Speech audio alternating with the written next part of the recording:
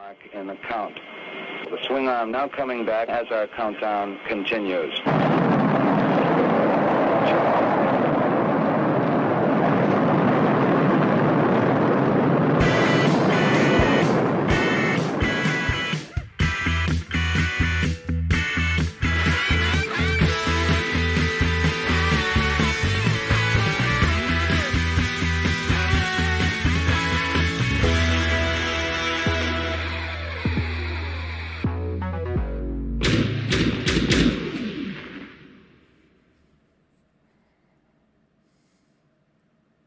Good evening, everybody, and welcome to the Brick Something News. It is Sunday. It's not that time because we're moving up a little bit earlier. This is our new time for the show, 3:45 p.m. Pacific, and then 6:45 over on the East Coast. And speaking of the East Coast, today I'm joined by this dude, Trevor Williams, 1.6 shooter. What's up, kids? What's going on? I guess we can say that now because pretty much most spaces that we're in, like everyone's younger than us, huh?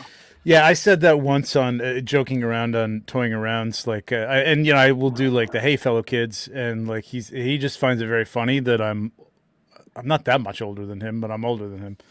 Well, now he's totally 40, right? So like, it's like, yeah, now you're old too. So like that's become my thing. I just jump into the chats and like do "Hey, fellow kids." I remember 40. Yeah, somewhat.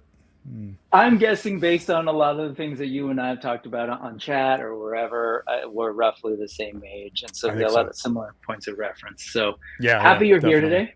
Yeah, man. Super happy. Here. Thanks for having me. Absolutely. The deal is we're just going to sort of look at, a bunch of nerdy, geeky stuff. And I try my best to kind of like also focus on some of the stuff that I have a sense that the co-host is into. So, so it's going to be, a bunch of anyways, sorry, dumb joke. Moving on. Let's go ahead and check in. Yeah. Stuff nobody remembers. Yeah, let's go ahead and check in with the chat and let's see who's here. What's up? Repaz is here, of course. Awesome. Always great to have you, sir. Speaking Moistly is here as well. Game Quest, hello, hello. Hey, Solo Sinner. So I'm assuming, I'm not sure which one you meant, but yes, maybe me and Adam, maybe. Me and Adam highly articulated do our sort of back-to-back thing. No chewing, good to see you, sir. Hey, what's up, man? Isn't this the funnest part of every stream? No, I'm kidding. It's so hard to do. Every time I feel so weird about it, right? Yeah, it's fun though. I think it's nice to see wwho's out there, and it's not like most of my shows. Like I end up talking to a lot of the people in the chat anyway, but yes, they get involved. But it is nice to acknowledge people who showed up for your. It's 100% great and important. I just feel like for whatever reason, like weird pressure. I feel like I'm calling roll at school because I'm a teacher by day.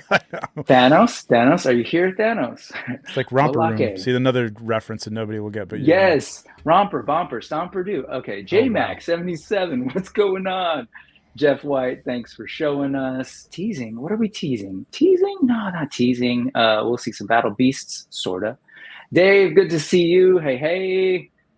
Quip, hey, what's up, Jeff? Hello. Stygian 360, hello. We've got Drew, the toy box of Drew. We have Nolan. Hello. And KJ Smith, thank you for joining us today. What's up, Brian Brink, master of the charts, thank you so much. Without him on this AWOK campaign recently, man, it's been super duper helpful to just have him around. Hey, Moistly, I appreciate that. No, dude, there's all sorts of gray, especially when it grows out. Don't worry. There's age. Mythic Dolphin, Tiffany, hello. Ostradamus Toys, hello. Tony Cartoonish, thanks for hopping over from Highly Articulated. Great to see you, sir. Balake, a.k.a. Recon Rage. What's up, Blake? Hey, what's up, Blake? And we've got Sinopa, Yenmas, who else? DJ 5000, say my name. Sorry. Dora Laxon, what's going on? Do you know? Look at his. Great. Are you familiar with that? Oh yes. Hell yeah, man! Hell yeah! Thank the you. Young ones. Thank you. Yes, Baby and Neil. Yeah. First we sow the seed, then we reap the seed. That's where my brain always goes, and then of course I see him in this thumbnail, and I imagine him pregnant anyways. Hot, Yes. Hot the Bachelor, good to see you. The Collection Nexus, awesome. I'm gonna hang out with them tomorrow. Looking forward to that. The Young Ones, that's right. And oh So crap! good. See, here's another one. The Real Robo Tribe, who I know for a fact he knows the Young Ones quite well. Okay, so again, for folks, if you're joining us on the replay, you've never what's up? If anybody knows a place to watch the young ones, please let me know. Besides, like, I don't even know if they're on DVD. I don't even know if you can get them. It's very hard to find. They've got to be on YouTube, but they're not going to be great quality, right? There's somebody's video. No, I don't. I think I looked it up, but I could be wrong. Oh, did you? Anyway, yeah. Here you go. Down there at the URL, you'll see that thing down there, bit.ly/Brick Something N.E.W.S. And the whole point of that is, man, I'm a visual learner and I love to keep things organized. And so if you need to follow along and see what we're talking about, and go there for yourself, I put the links there. Thanos, during the live stream, we'll be dropping them into the live chat, and then on replay, they'll show up for you to just go to that URL and it'll work. There's a handy dandy like this thing. I hear the kids use these. Actually, no, my students are like, "What is that? That's old school tech." Really? But yeah, I know that's a thing. If you want to use it. In addition, so it'll take you to all the stuff that we talk about, because really it's about, like, highlighting some of the stuff. There's some artists, photographers, product, and I'd love for you to go check it out. Click like on their stuff, follow all those things. So, all right, we ready? Get nerdy? Let's get nerdy. Okay, let me is this Magneto? Maybe, yeah, what's the reference? First off, how do I do this? I think I go like this, and ooh, nice. All right, let's go ahead and start with officially with the sort of the stuff we have seen. And so I was telling Trevor before we started, this show, next week's show is, I really wanted to put a little bit more Legions, Four Horsemen centered stuff, because in 2 weeks from today, on May 4th and 5th, out here in Sacramento, California, I'm in San Francisco, so about 2 hours north, and no, that's not towards the sky.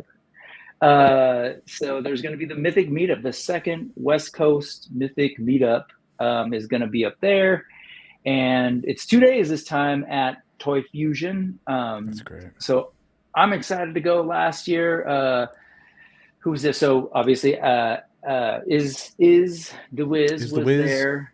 Definitely, like, organizing the whole thing along with Ramirez. That's the one.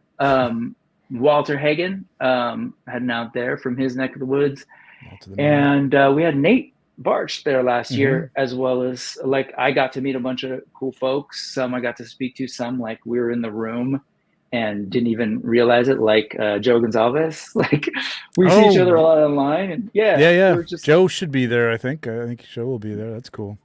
I know Nate is up to his ears in work, so I don't know if he's going to be there this year. I'm not really sure, but yeah. And as hopefully. I said to you, when you guys are busy, that's usually a good sign for the rest of us fans. Yeah. So it's cool.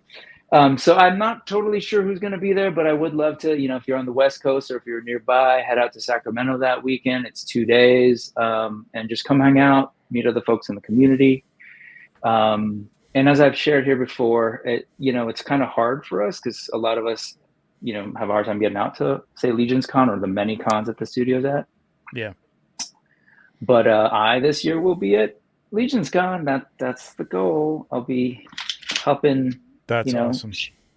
Shill for these toys that I know you're familiar with, and intern for a day, which I mentioned last time. So that's what we're shooting for. So Mythic there's been a lot of new things in the middle of the country now too, which is great for people. The Chicago show. I mean, that's been going on, but there's a Mythic presence there now, and so it's been good, man. They're spreading out. Something for everybody. Oh, here you go. Let's stop the show. I saw that. I took note. YouTube has all the episodes, and so clearly, the old folks are connecting on some young ones. Ironically, on the young ones tip. What's going on, Rob Zamora? A couple of people jumped in. Let's see, Aaron. Good to see you. Endless Fables. Always great to see you as well. Yimbo reviews everything. Awesome. Thanks for coming by. Hello. And so yes, anybody here going to either Legions Con or Mythic Meetup? If you are, let us know. Toy Mama, good to see you. All right, so here's speaking more. See, I'm on the best coast, but can't make it. Maybe in the future. All right. Well, someday we're gonna keep. I want to get to this. The one at MesquiCon. While a small show, there was a good amount of people there, and it was a lot of fun, man. It was a really good time, and that was just a night. You know what I mean? Like that was like 5 or 6 hours at night. 2 days, man. It's gonna be fun. It's gonna be a lot of fun, and stuff to buy. Yeah. You know what I mean? It's gonna be great. Yeah, there's always stuff to buy. Maybe a couple of things you might be interested in. Yeah. So anyway, let's go ahead and let's see what else. Oh, speaking of AWOK, as people are talking about, I did spend a little bit of time helping out with that campaign, and partially, like a big part of it was trying to make sure that folks knew about it. Not only the campaign, but the brand in general. Like we had this opportunity to really like focus a lot of time here on ToyTube around it. So just kind of like organize. Tried to organize kind of an effort to go around, make sure folks knew, and it was good. We ultimately raised $352,000 in pledges. The backer kit, some quick updates. The backer kit is currently being worked on by Adam, highly articulated.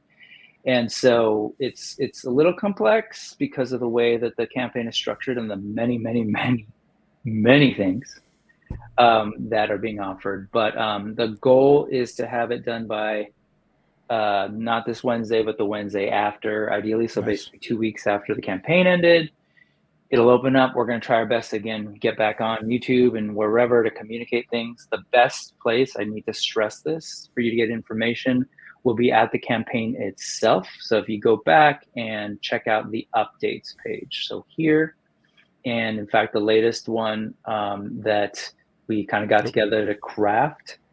I think you're on the wrong one. No, actually, no. Yeah, sorry. This isn't one that we'll get to. You're right. That's one that's currently active that we will talk about. What had happened was, what I meant to say was this. So updates page. So it's at bit.ly back AWOK updates. And if you go there, thank you. Good job. See, those old guys have good vision. So we break down everything. I just kind of tried to share the dates, etc. But my big important tip here is like, hey, if you're following and you've got comments and questions, this is the place to add them. We got to centralize them as much as possible. So add them there. That's where you'll make sure that we see them. Definitely like throwing them around on social media is helpful, but like, let's focus it here and then we'll get the word out. So add them. I thought you had a Freudian slip there and said Adam. No, I said Adam. Yeah, because that's Adam's job. Like, Adam, add them. No. So we're a team, working on the communications and doing all that. That's good. Yeah, Jason and team have a ton of creative stuff to do. So that's it, and that's actually, I swear, going to be. Oh wait, that might be a lie. That'll be the last-ish thing to say about that. We'll get to that. The playlist is here. Yeah, let's move on. Speaking of Animal Warriors, and this will be the last. I just wanted to highlight this new. It is. Well, no, that's not true. Anyway, can't help it, man. I love the line. I just wanted to highlight. Yes, you do. I wanted to highlight this by Stop Motion Zach. Just a dope loop. Using AWOK figures, Tiberius, and a Ravager doing battle, and just great motion here, just like the behind the back switch there. That's great. Mm-hmm. God, then that's a lot of work. He's got some video of himself doing those, like the whole thing. He like motion capped himself and then sort of followed that. It's great. Like watch that as a reference, right? Yeah. Yeah, which is great. Incredible. It's like the old animators, right? They used to sit around and look at animals move and people move. So beautiful stuff. And it just reminds me of how badly I want to see this toy line as a show or cartoon. But this, isn't it funny? Like we're now in a place and time where we're buying toy lines that we hope will be media someday, whereas Yes. we were watching media that we hoped would have toys fairly soon. Not that most media growing up weren't built around toys and they didn't have them almost immediately ready for you, but you know, things like Star Wars, you had to wait a little while before you got toys. And now it's the opposite. Yep. It's like, here's the toys. You're gonna have to wait for the it's media. true. But and it's funny because we're in a time where there's so many different outlets that didn't exist before. Stuff is in production all the time. Mm-hmm. And so it's a little bit more likely that like a little indie toy line might actually get a show kind of together. So just, we'll try. Yeah. I think so. I think it's going to happen for several, at least a few different lines for sure. I mean, if things keep going as they are and things keep selling as they are, and it's well produced. That's the thing. It's got to be. You can't get away with just doing like a commercial for the toys anymore. It's got to be good content at this point. Yes. I mean, witness the He-Man stuff that even He-Man fans were kind of ripping apart at first. I enjoyed those, but the new stuff. Some He-Man fans. No, right. Yeah, I'm not a He-Man fan, and I never liked the cartoon as a kid. Like, I just thought it was too goofy. But like these were pretty good, man. I enjoyed these. A little more like the comic books. Agreed. I love them too. And but yes, so that's the level of stuff that people are willing to watch, willing to put out. So that's why I keep saying Netflix, because they've done a great job. Looks like there's a bunch of people in the chat who I've just sort of shown them on the screen that are going to be at LegionsCon, which is awesome. We got Joe Gonzalez in the house. Yeah. Hello, sir. Can't wait to see Joe. And then what else did I need to highlight? I don't know. But yes, I am saying that definitely people like AWOK, myself included. Okay, let's see. Let's move on from that Animal Warriors of the Kingdom to another awesome Kickstarter that's been going roughly at the same time, but they're wrapping up in just a couple of days. This is Galactic Valor, which is filled with some really great looking characters, but also like the talent behind the scenes is awesome. And so these were shown at LegionsCon last year in November. I think that was the first time people saw them. Yep. And it's so nice to see these here. And I'm in for two. I don't know what you shot some of these, didn't you? Yeah, I did some of the this was Sir Dork did some outdoor shots with them. The ones I got weren't very movable. I'm not sure if he just had them. I don't know, but they're prototypes. This is the thing. Like when you look at these, you got to think that they're going to be improved looking when you get them, because some of the joints are a little rough at this point, and so they're going to be, just looking at the construction of them, they're going to be beautiful. I love some of the cuts that they have. They look really good. I like the fact, I was saying the other day, that they're a little thin. They're a little bit bigger than like a 2.0 Cosmic Legion, and they're a little smaller than the 1.0. So they're in between there, and they're going to be great aliens to mix in with those. And they're a good size. They mix in with those. They're great tall aliens for Star Wars if you want to do that. They're really good, and they're not expensive. What are they, $35-$37 a piece or something like that for the regular ones? And then I think the guy with the cape, which is a CJSM cape, gorgeous, beautiful construction, is like 40 something, 42, something like that. Really good stuff, man. Back these guys, buy a couple, if you can. I know everybody's like stretched. We just got done with AWOK. There's a couple of little things. I think there's a Glyos one. I don't know if anybody's into Glyos, but there's stuff going on. But right now there's a lull with like mythiclegions. I know Marvel Legends has come out with a lot of stuff, but 2 figures, one figure, just to help these guys out, man. Let's get this funded. It's going to be really good, and they put out a line before, Stardust, which was a little more retro, simple articulation, feel, cool looking toys.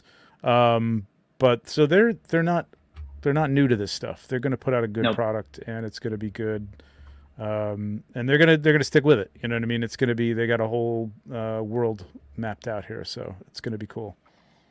That's you've nailed a bunch of the stuff, so I don't really have to say much other than we're about 12, no, actually under, so 11,000, close to 11,000. to the goal. And so there's always kind of that scoop at the end, and hopefully, you know, we get that bump. But tell folks, like I said, I'm in for 2. I'm considering a 3rd, especially after they showed there's that figure with the red sort of where is it? Let's go to the red sort of face covering helmet thing, where they sort of showed that, like, no, underneath there's an alien head, which I really liked. So this guy right here, I'm in for Grishk right now, and the exclusive figure, I think it's called a Tracer or Tracker, I forget. Yeah, Grishk and and I like the what's his name in the middle? The antagonist. Same here. It's Grishk right here, and then the Grishk sort of awesome. that is the hero protagonist. Yeah, really cool sculpt. And then Tigron. Yep. Tigron. Tigron.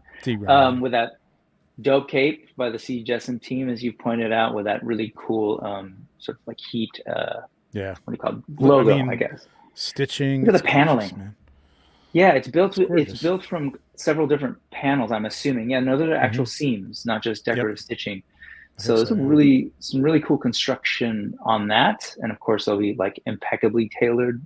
At least the pattern will be in and reproduced. Cool little chain. I might add this guy too, man. I know. I was trying to go easy too with everything, but as you pointed out, they would slot right in with other figures. But what I appreciate is the variety. So we see here that size comparison. Yep. But I like the variety in terms of like the more slender, live kind of build. I dig that kind of stuff on my shelf. I love seeing like different sizes, which is why I love Legions with all the different, scale or, different types of bodies.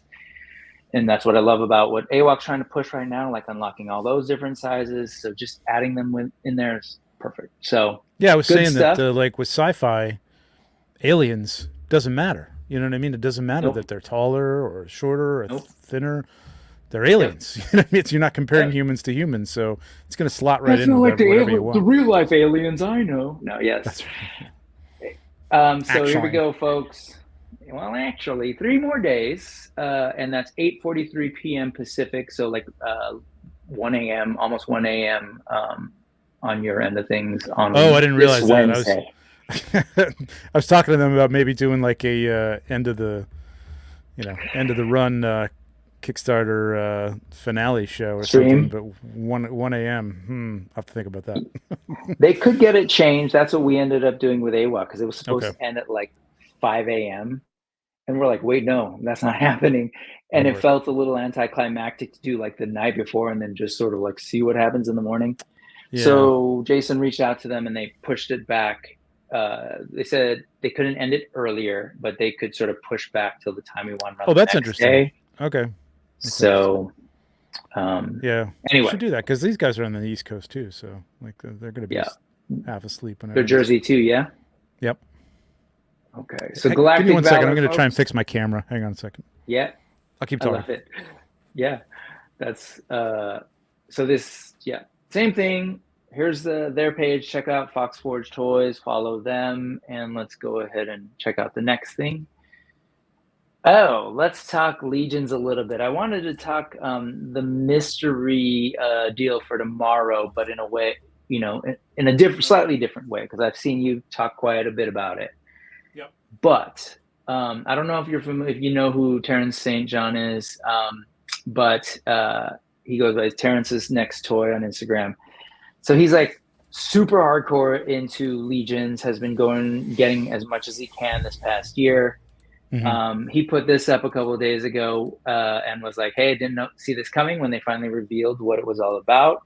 And so he kind of started this little project to kind of like see how much money he could raise to prep for tomorrow. And so a couple of days ago, it was $350 and raising by selling a bunch of his other toys. And he put out a list and, putting them, I think on the Cabal maybe, and here in IG and elsewhere. And so he was able to raise $1357. So all of that is gonna be in play tomorrow at 11 a.m. Eastern. Mysteries of Mythos. So that's my way of talking about the blind box surprise packages. So that's for him? That's for him? That's for him. Yeah, basically he wanted to sell a bunch of his stuff so that he could have his money ready to go Okay, all for right, okay. tomorrow. Sorry if that Wow. was confusing. That was one That's going to get fan's. you, how many blind boxes are you going to be able to get out of that? I don't know if Do we he's do the math? actually gonna. I didn't do the math. I don't know if he's necessary. I mean, I assume he's gonna spend it because that's what he was talking about. But Yeah. That's right. There's 75 for 2 figures, which, by the way, is a With dope 10 deal. bucks. You're not. Yeah, $10 shipping. So if he's in the US, all he's got to do is pay $10 and he can get, 20 of these things, 30, whatever. Wait, is that 10 total for your entire order? 10 total. If you're in the US, it's $10 flat rate shipping for whatever you get. Whoo. So he's down in Florida. So yeah, that's crazy. Yeah. So that was my sort of different angle to kind of talk about it. Now, if you're wondering what the hell this whole Mysteries of Mythos thing is, you want to break that down for folks? Oh, yeah. Or not? Sorry, I'm I know you back might and be forth sick of trying it. to fix my camera, but yeah, okay. Oh, I can do it while you're fixing that. Yeah, go ahead. Give him the rundown, and we'll yeah. So tomorrow at 11 a.m. Eastern, what is that? 8 a.m. my time here on the West Coast, on storehorsemen.com. Again, that link is in the links if you're wondering. The sale will go live, and so there's quite a few older figures that have been in the warehouse at the studio at Four Horsemen Studios that are going to be thrown into the mix as sort of like a quote blind box purchase, as well as a newer like current fig. So they're basically 2 packs is what you're ordering for $75, one newer fig and one of these sort of older figures. And it's all real clear. It's what figures are in play per the link that I just closed earlier. So people have a sense of what's possible. They're guaranteed to get one of those figures, and then again one newer figure. As far as like the newer figure, what are we talking? Are we talking like Poxus, that new, or is Cosmic? They have a list. It's not going to be Poxus. Let me see if I can bring it up. It's cool. going to be a bunch from stuff that's from some All Stars, some things from Arethyr. A bunch of older stuff, and there's some Motu tribute stuff. There's the Mossman tribute. There's I think Hagnon's actually in with the older stuff. I'm trying to bring up the list here, but it's not going to be anything that's like too new, like just came out, because they don't want people just bought that stuff, so they're trying not to give anybody too much there. I'm trying to find the list. I got it here. You got it. Okay. I got it. Yeah. There you go. Yeah. So this is this is the that's the list starting to show some of the things that are going to be thrown in as the sort of older reissued chase figures. These are actually reissued, so they went back, and these are not warehouse finds. So these are reissued. So these are probably going to be the more prevalent ones that you might get, which is great. Snag is a great. Faunus and a lot of these figures here, people are clamoring for. I need Kador, the guy up in the second from the left on the top, and I need Sir. What's his name? I always forget his name. Sir G. He's the other Sir G. Right here, right there, yeah. Which is, it's not a great figure, but it's a great figure, but it's a very basic Templar figure. Yeah. It's a Templar figure. It's just another Templar with a different colored plume, I think, and he has some different, shoulder armor. But you can't pick him up for less than $200. You know what I mean? And it's like, I've spent some money on some older figures, but stuff like that, I just can't do it. So it's great that he's coming out. But these are reissued. So I don't know how many they got. I have no inside information on that, but I'm guessing there's quite a few of these to go around. And then the second one that they might be showing there, I don't know how they did this little slideshow here, but right. It's right here. And this is the new stuff, which is some great stuff here too. There's some stuff here that I honestly would be like, okay, I got this. But there's a lot of new people. What's great is this is for a lot of people who are fairly new to the line, and you can get some. I know there's a lot of people who've been in it for like 2 years and don't have some of the stuff on that front page. Like I said, I'm missing a couple. there's going to be a lot of people still that don't have a lot of these, even though these are from the last, 2 or 3 years. Yep. And honestly, it's $75, man. Like, you could turn around and sell one of these for a bargain, $35 to your buddy, or to somebody who doesn't have it. I think the main thing, there's going to be a lot of trading in the cabal, a lot of selling. You know what I mean? To just get rid of stuff or whatever that you don't need or whatever. So it's going to be fun. I think it's fun. There was some consternation over it, as always. I mean, there's no matter what you do, there's going to be Doesn't matter. I know you can give free obviously puppies, and people will be upset about the free puppy. Yeah. It's not the puppy I wanted. It's not the puppy. How am I going to take care of this puppy? What about food? Right. It's the way. But no, as Joe points out, there are no bad figs in this sale, and that's the thing, especially for obviously he has them all, like, truly. Yeah. Exactly. Yeah. But it's like, if you're new, especially if you're newer to Legions, and this is a great thing for folks, and there really isn't any bad figures. I know you were you use that phrase, but I totally know what you mean.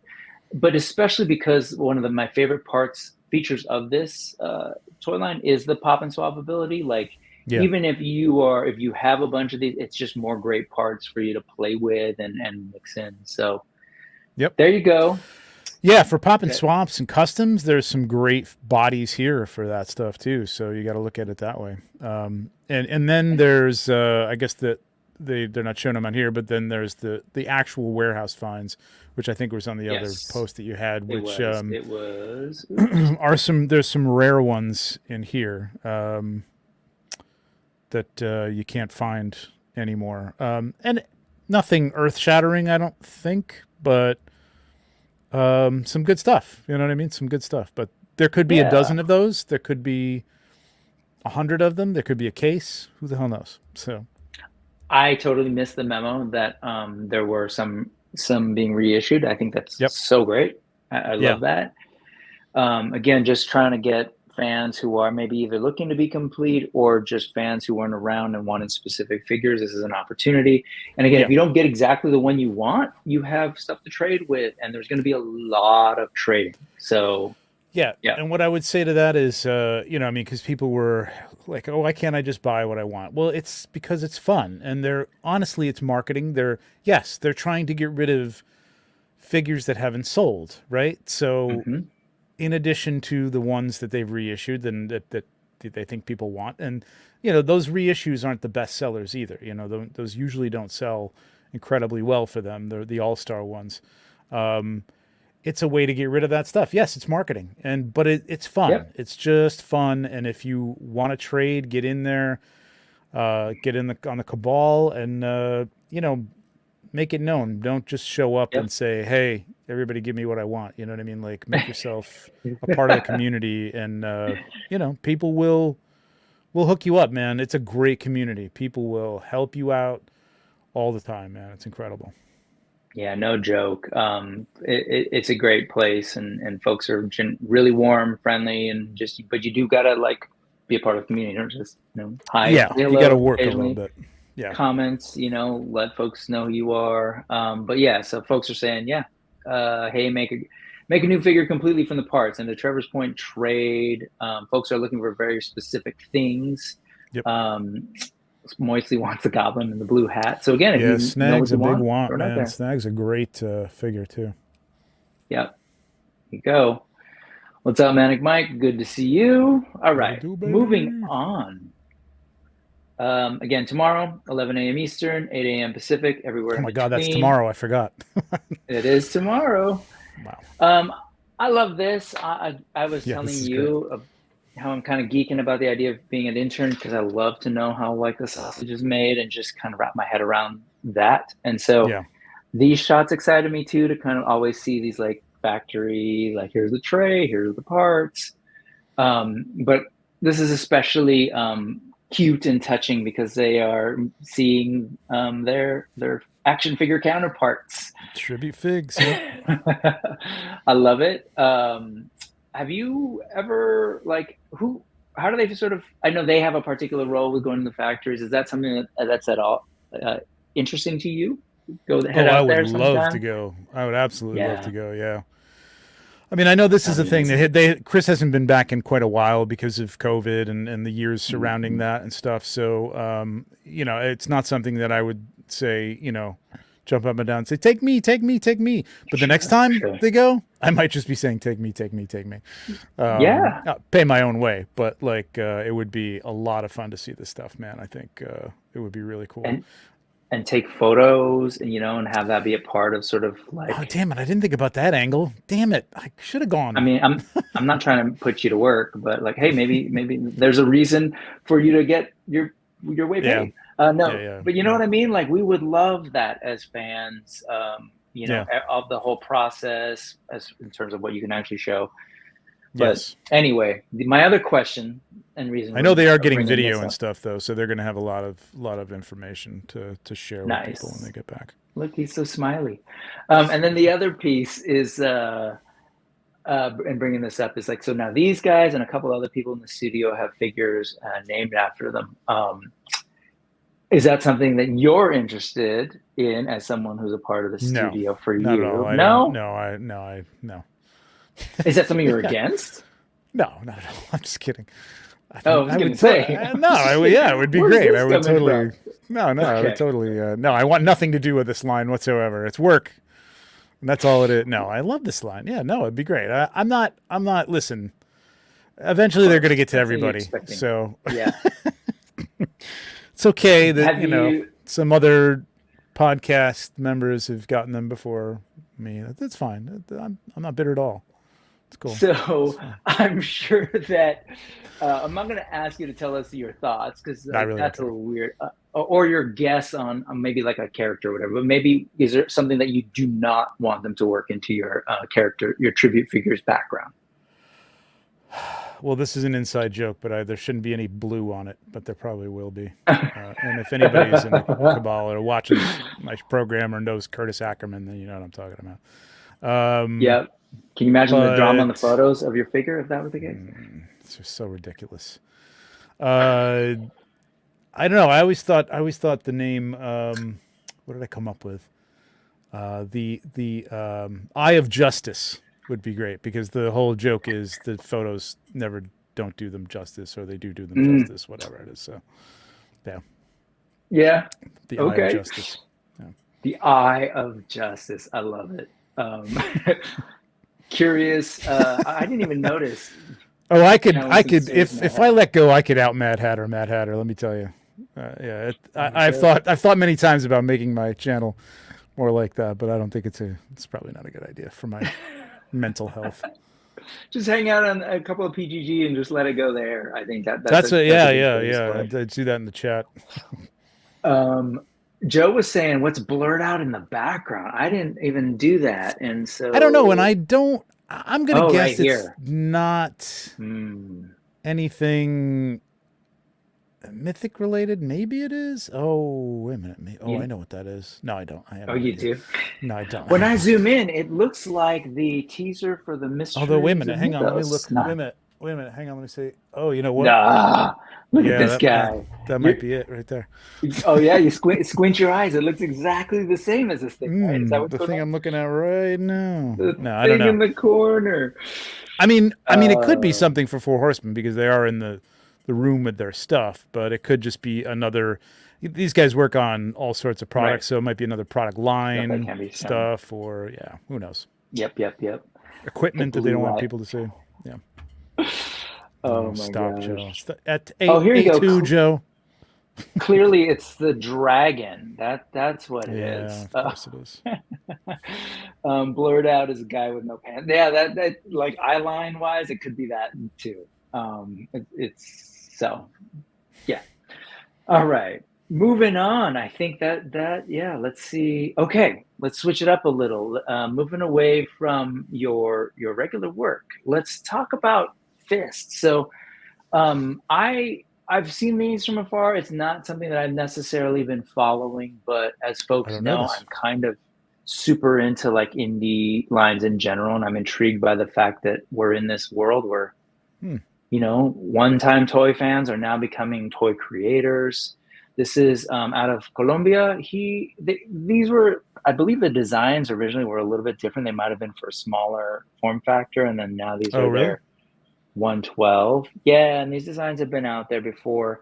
But they look like Joy Toy colors. Like it would have been like 3 3/4, like or something like that. But I think they were smaller. I don't know if they were quite 3 3/4. Honestly, sorry, bad Okay. research. And again, Needless Ephemera We Saw. It's BS news. So, but they're looking interesting. It's kind of a mix of like high fantasy stuff like you'd actually have in Mythos, of like the orcs and the humans, but then mixed in like a modern military vibe. Yeah. But honestly, what I wanted to show was that they just teased, in addition to these figures, they teased this the other day. And it's like it's the time of the big military Jeep right now for some reason, right? Between the Vamp from Hasbro and the thing, I'm forgetting the name, coming out of Valaverse. There's this thing. 3D printed prototype, but I'm intrigued, and I sort of just watch it from afar, but I'm intrigued by this sort of like arms race of large 112 vehicles that's sort of happening. See, this is where the vintage collection with Star Wars and with Joy Toy and Acid Rain went out for me, because I like vehicles. I want to do stuff with vehicles, but I don't have room for this. I don't have room for it. If I want to shoot it, I could do it, but it's going to take up a lot. It's going to require a big set. I mean, that's me. That's not the people this is for. This is for collectors, and it's really cool looking. And if it's 1/12, they made a good decision, because G.I. Joe people and Valaverse people will be all over this stuff for their stuff. So it's a good idea. It's massive. Well, for real practical reasons, you're right, in terms of like displaying it or storing it even, but then shooting it, right? Like, you often get close up. I mean, you step back from the figures and we can see full body figures, but that's different from full body. Yeah, you don't have to get the full shot. I mean, it's great as a background, like having somebody by the tire, like looking around, shooting from behind it. Stuff like that it's great. And it could be a lot of fun. It's storing it. Like if I'm not going to display it, I've got 1/6 vehicles, you know what I mean? Like Batmobiles that are like, 30 inches long. But I'm going to display those, you know what I mean? This is like something I'm not probably going to display. I'll use it for a prop, and personally just don't have room for it. But I think it's awesome looking, and I think they're going to sell a lot of these. Folks are responding to it. Plasty, what's up, Plasty? Hola, ¿qué pasó? Saying this looks stunning. So you're saying 1/6 vehicles? I have 3 1/6 vehicles. 3? 4, well, so did you do what Thanos is recommending for those vehicles and like buy a second garage just for the vehicles, or how does that work? Dude, they're still in boxes. I don't know where the hell they're gonna go. This is I'm in a weird place right now. I'm in like thinking about the future of expansion of this area I'm in, and also thinking about curating my collection and just like really getting down to things that I like a lot, because it's too much. It's just too much. Some folks are just like, nope, not even going to look at it. Well, this is that's exactly what I was going to say. So this is the era we're in, and I see more and more people talking about. We've been in a golden era of toys for the last 3 or 4 years, at least, maybe 5, maybe 7 years. You know what I mean? 7 or 8 years. It's gone by so fast. But like I started in like toy photography in 2015. And that was Black Series was coming on, and everybody was, all about Black Series. And I mean, it's only been uphill from there. And now all these third-party great stuff coming out, AWOK. And it's there's only so much room. And I think that's where people are right now. It's just like, I've done the bin things. I've got things that I don't really love in bins. And now I've got 3 bins filled with toys, plus my shelves are filled. How do you do it anymore? You know what I mean? And to find a space for something like this is just, without tripping over it all the time, is nuts. Yeah, no, I'm in a weird place too, but I'm not going to think about that too much because it's too depressing. So, there it is, folks. It's big. I like the design actually. As far as I like Mm-hmm. the sort of squat, like pulled Yeah. back windshield. Makes it look real mean and gritty. It's almost got like a Mad Max vibe, which I'm super into. So Yes. I think it's cool. I think it's great. It's out there. I think it's wonderful. We're getting like these indie toy folks just building stuff, and we'll just sort of have to see what plays out with, who can Yeah. buy it, who's interested, but it's cool that it's there.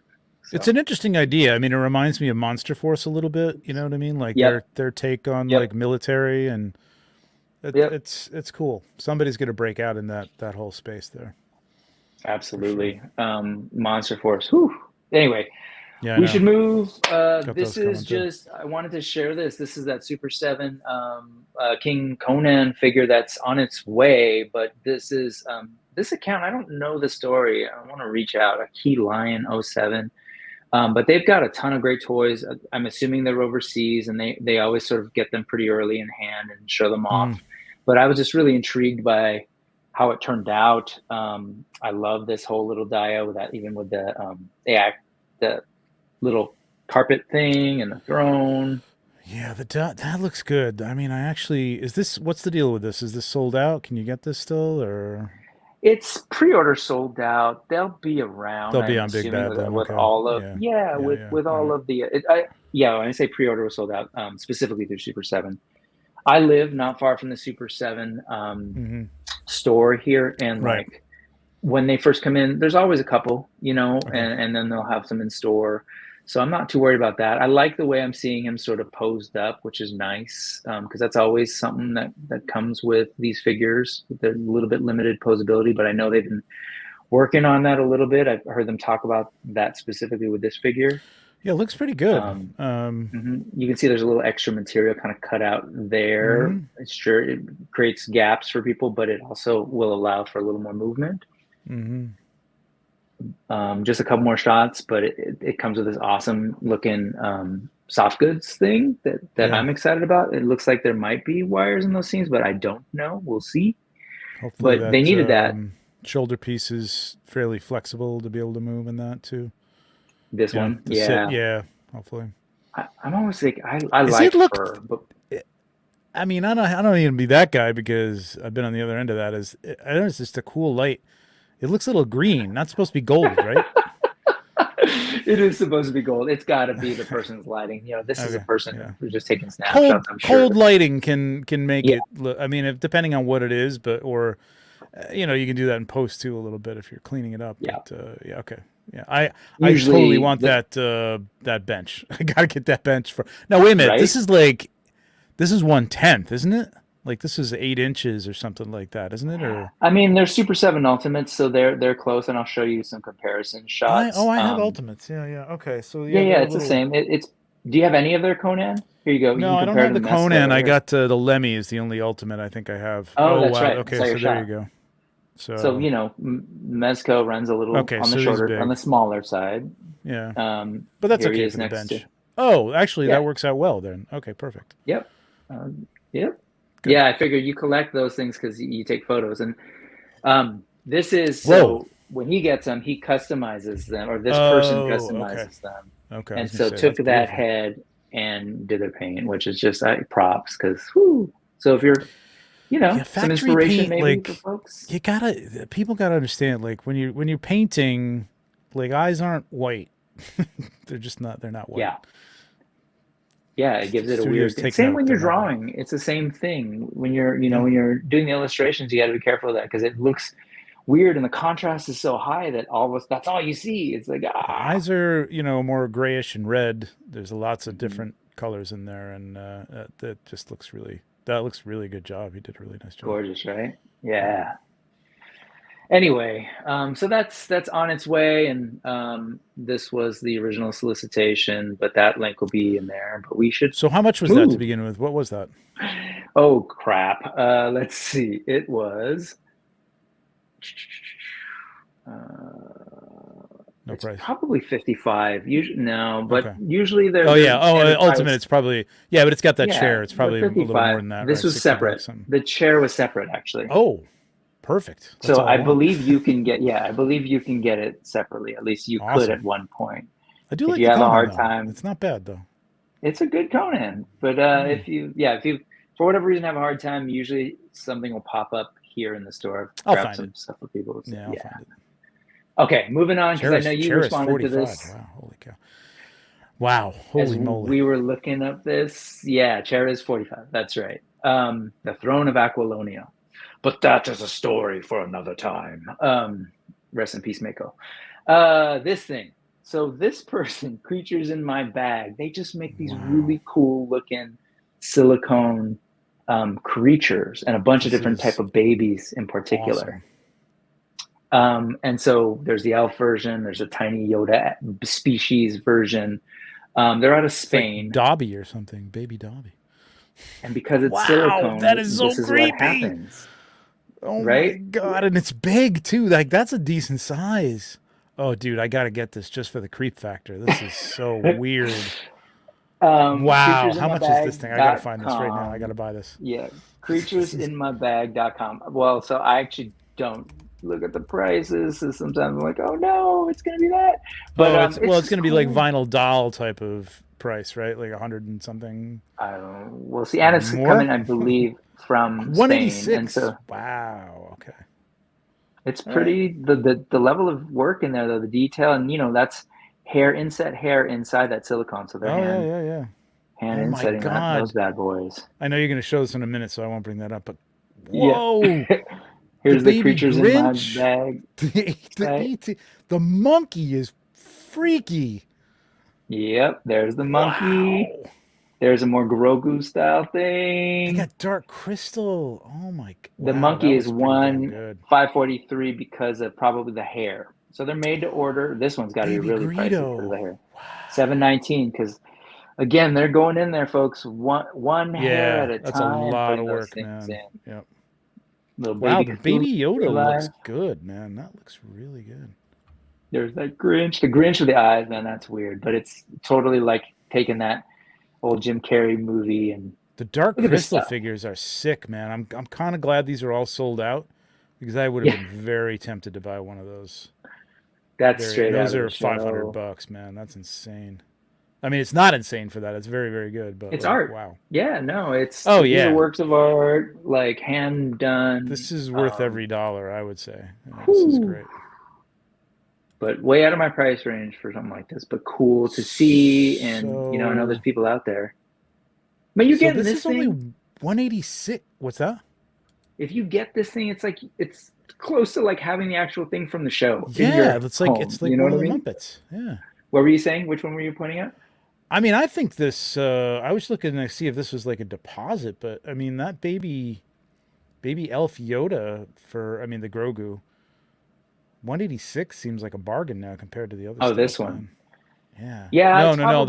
The one you showed, the little baby one. Oh, the one up here. Yeah. Yeah. It's naked, so that's just like a pull from the silicone thing and a little paint. So it's different level. You get the little wrap or whatever, like for them, or Yeah. That's really cool, man. Well, I'm not trying to take from your wallet, but if you enjoy it and you end up getting it, you're welcome. Baby Cthulhu is amazing. It's the stuff of your nightmares, but cute. God, it's so good. And just the way silicone moves, right? It's so good. Oh my god! Yeah, that's got to be worked into your Halloween costume every year if you're paying for. Damn you, Brick, man! Now I'm gonna. Oh my god! All right, moving on. I gotta get this. Moving on, and I know looking at time. So Emil Wickman, just quickly, folks know if they've been here on the channel, or if you know Mythic Legions, you're familiar with his custom work. I just wanted to highlight that he's calling his shots, telling us what he's doing next. He's done the Wolverine, he's done the Gambit, he's done the Beast. Colossus is up next, and then hell yes, some Aurora Monroe. So, and I love seeing this sort of doing the manicure for Colossus, I'm assuming, based on what's next. So you see here, taking the figure. Yep. and then chopping up that carving What I in love those is metal things. he tries to do this using stock parts and just Mm-hmm. modifying them, and it's just a really cool limitation to put on yourself, you know what I mean, to try and get creative with it. I love the idea of doing that. It's cool. It's gonna be great. I kind of wish I have his Avengers, which are amazing.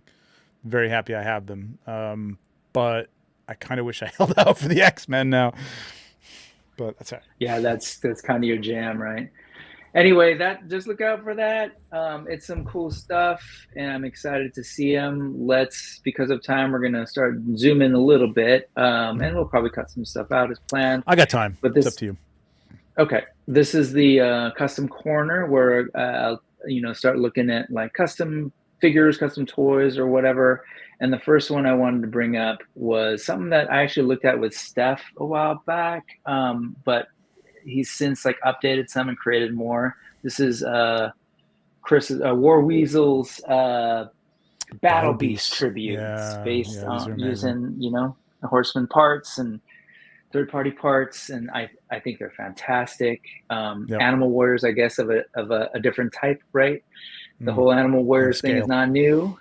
Yeah, and scale. We've seen these in the past, and now brought to. These are super creative, man. I hope. I don't know if he's going to be at Legions Con or not. I would love to see these things live. I'm not even a Battle Beast fan, and I just think they're awesome, man. Incredible work. Yeah, and just shows like how great it is when people are creating these parts and what customizers will end up doing with them. This is the gargantuan gorilla, which looks amazing. Love that from the back, all the detail, and there you go next to the actual toys. Yeah, they're grown up a little bit. Amazing. There's that. There's a rhino, which is what we're working towards with that. We didn't quite get the rhino unlocked for the Kickstarter, but we'll see what happens in the backer kit. But this is Rocky Rhino. Again, I love it. And I don't even think I've seen these parts. Are you familiar at all with some of these parts when you see them? Not those. I don't know if he's having those custom made or if maybe he's sculpting those. I don't know. He was just on Shooting the Shelf I saw that, with Curtis and Jesse last week, and it was a week where I couldn't watch live for too long, so I didn't see the whole thing. I'm going to have to go back and watch it again to see if he's doing something that's like that. But I've never seen these things. I don't know if he's pulling them from other lines, but they look so consistent in quality and like detail that I can't imagine that he's just like finding them somewhere. You know what I mean? Like, so he must be having them made or something. So it says it's by CB Make. Okay. Artist too. Yeah. So let's just take a look at a couple more because they're just amazing. I love the gator. I like that he's doing them in a realistic way too, and like he's like weathering them up and like not just making them like versions of the toys like clean and crisp, and it's like they're like grown up cool versions of them, which I love. Cool. No, they weren't cool, but they exist, and if you want to hunt them down, you can. But there's these sort of cool things. They weren't cool. This is the four-armed dude from, or maybe one of the dragons, right? This is sorry, I didn't mean to pop quiz you. Kragnon. Yeah, Kragnon. Or one of the new dragons. So again, people see it, they paint them. And then the last one we'll take a quick look at is, of course, the saber-toothed tiger, saber sword tiger. The heads are great. They're really just really mean looking, and then they fit perfectly. They tie in perfectly with the rest of the skull. You can tell. He's got to be having these made. Just too good. They're really cool. Which is one of my favorite parts of the line, right? I love that there's this community of talented people just all around it, man. It's an art form. It's why, I think, I mean, try not to say this in like a humble brag sort of way, but like buying Emil's Avengers, like to me, They may or may not, years from now, like, they may be in a garage sale, but I think they're art, and I think it's going to be a period of time where I think stuff like that is going to be, have some value in the future. You know what I mean? I'm not investing in it as art, but it is art. I mean, looking at it as It art, is. man. It's good stuff. I mean, it's really incredible work, and it's just a different art form. You know what I mean? I think it's really, really cool. I'm right there with you. They are art. I mean, people are, Oh yeah, there's design work in there. There's like, taking something that exists, but then trying to like bring it into a different aesthetic, yeah. scale. So, just. A meal figure right here, and this is very hard to see on camera apparently, but that's Darth Vader that he did a couple years ago with all stock parts, right? Look at you. I'm so jealous of your camera, man. Leave it to the photographers to know how to set up there. That's dope. Yeah, it's amazing. He did an incredible job. And yeah, LF4 is saying the same thing, man. It is art. Of course it's art. I mean, that's the thing, right? Well, whatever. I've been on this diatribe before, but like in a different historical moment, of course, it was like people had different access to materials and artwork. So they were held up as like, oh, you're a master sculptor or whatever. Now, there's more people. People have a little bit more time and access to creative input, right? We're always consuming visuals and art. And so now it's a little more commonplace that there are actually people sculpting for fun. Yeah. It doesn't mean though that like that. I've said it before, man. If they were like alive in a different time and doing this kind of work, they'd be held up as like masters, So. Yeah, and I think down the line it will be that way. I mean, there's a weird thing with like vinyl toys. I don't know if you've like looked at a lot of vinyl toys, kind of like the silicone stuff we were just looking at, but a little more like just those simple things, like the Moonies and stuff like that. That is somehow maybe not in the real art world, which is that glass cased weirdness over here, but like they are art. There's a lot of artists, street artists and fashion artists and clothing artists and stuff that are painting those up, and those go for hundreds and sometimes thousands of dollars. Those just little vinyl toys, and somehow that's become a thing. You know what I mean? Because they're meant to be painted up, but it's the same thing here. This is exactly what's going on. It's just pre-painted, and then you break it up and you make it into something completely different, and it's going to be the same thing. Like years from now, there's going to be, maybe not even years from now, there's going to be shows. If I can figure out a way to do it, I want to have like an art show of like customs and things like that. You know what I mean? It would really be a matter of different time. Genres. The people who do the Marvel Legends are incredible too, who just create different characters out of those. It's incredible. Slight segue. You're talking about the vinyl toys and the art toy movement. So I moved here to the Bay in 1998, and that was really like that era of like, Super 7 was here, and they would have shows in their old storefront in Japan. Yeah, they started with stuff like that, right? Same kind of thing. Yep. Yeah, and then there was like Fabricate. Doing Mezco did too. Mezco was the same thing. They had a lot of vinyl toys. Yep. And then who was the other one? They're still around. Doing like Money Dolls. That was a big thing for a while. Yep. Kid Robot they had a storefront. Kid Robot. And that was a thing. We'd have shows all the time. Artists would be there. People would do paintings, and then they'd show the art. And, you create, like I said, those Money Dolls, and people would do customs, and they'd sell for a lot of money. And then eventually here in San Francisco, we had shows. Like at the MoMA, they would buy pieces of them and show them. So I've recently done some work for Strange Cat Toys, who sells those things. I say recently, it was like at least a year and a half ago or so, but I've been doing them for them here and there, and they're a challenge to shoot because they don't really do much. So it's really more about the environment you put them in and the lighting and stuff like that. But it's incredible to get them in hand and think like, this is $100-and-something odd toy, and it doesn't really do anything. You know what I mean? It's just, it's cute. It's clever. Yeah. It's interesting. But I haven't jumped into that world yet. I think, thankfully, but these are going to be the same thing. It's going to be the same thing here. I agree. I mean, the level of work is there, and so anyway, because of that, there's all sorts of cool stuff to look at. AKA, so thank you, Chris Brennan, AKA War Weasel. That stuff is awesome. I'll do one more, and before we get into some photos, but So, Mythic Legions dragons. So, Isra Lop Meharada has always sort of, like, I've always, ever since I got into Legions, I've been following his stuff because he was doing a lot of like Mexica stuff. Him and Iz, that we were talking earlier, would like, share a lot of his stuff because there's a lot of like Aztec stuff, Mayan stuff. Yes. Yeah. Good stuff. And more recently, really experimenting with other toys and just doing like bigger beasts. So here we see his take on a dragon. And when I saw this, I was like, oh, that's a cool dragon. Then I realized, oh, crap, that's a Rakagor, which is a huge dragon on top of another huge dragon. That's a real big dragon, yeah. And so he posted some of this stuff, other shots on the Cabal.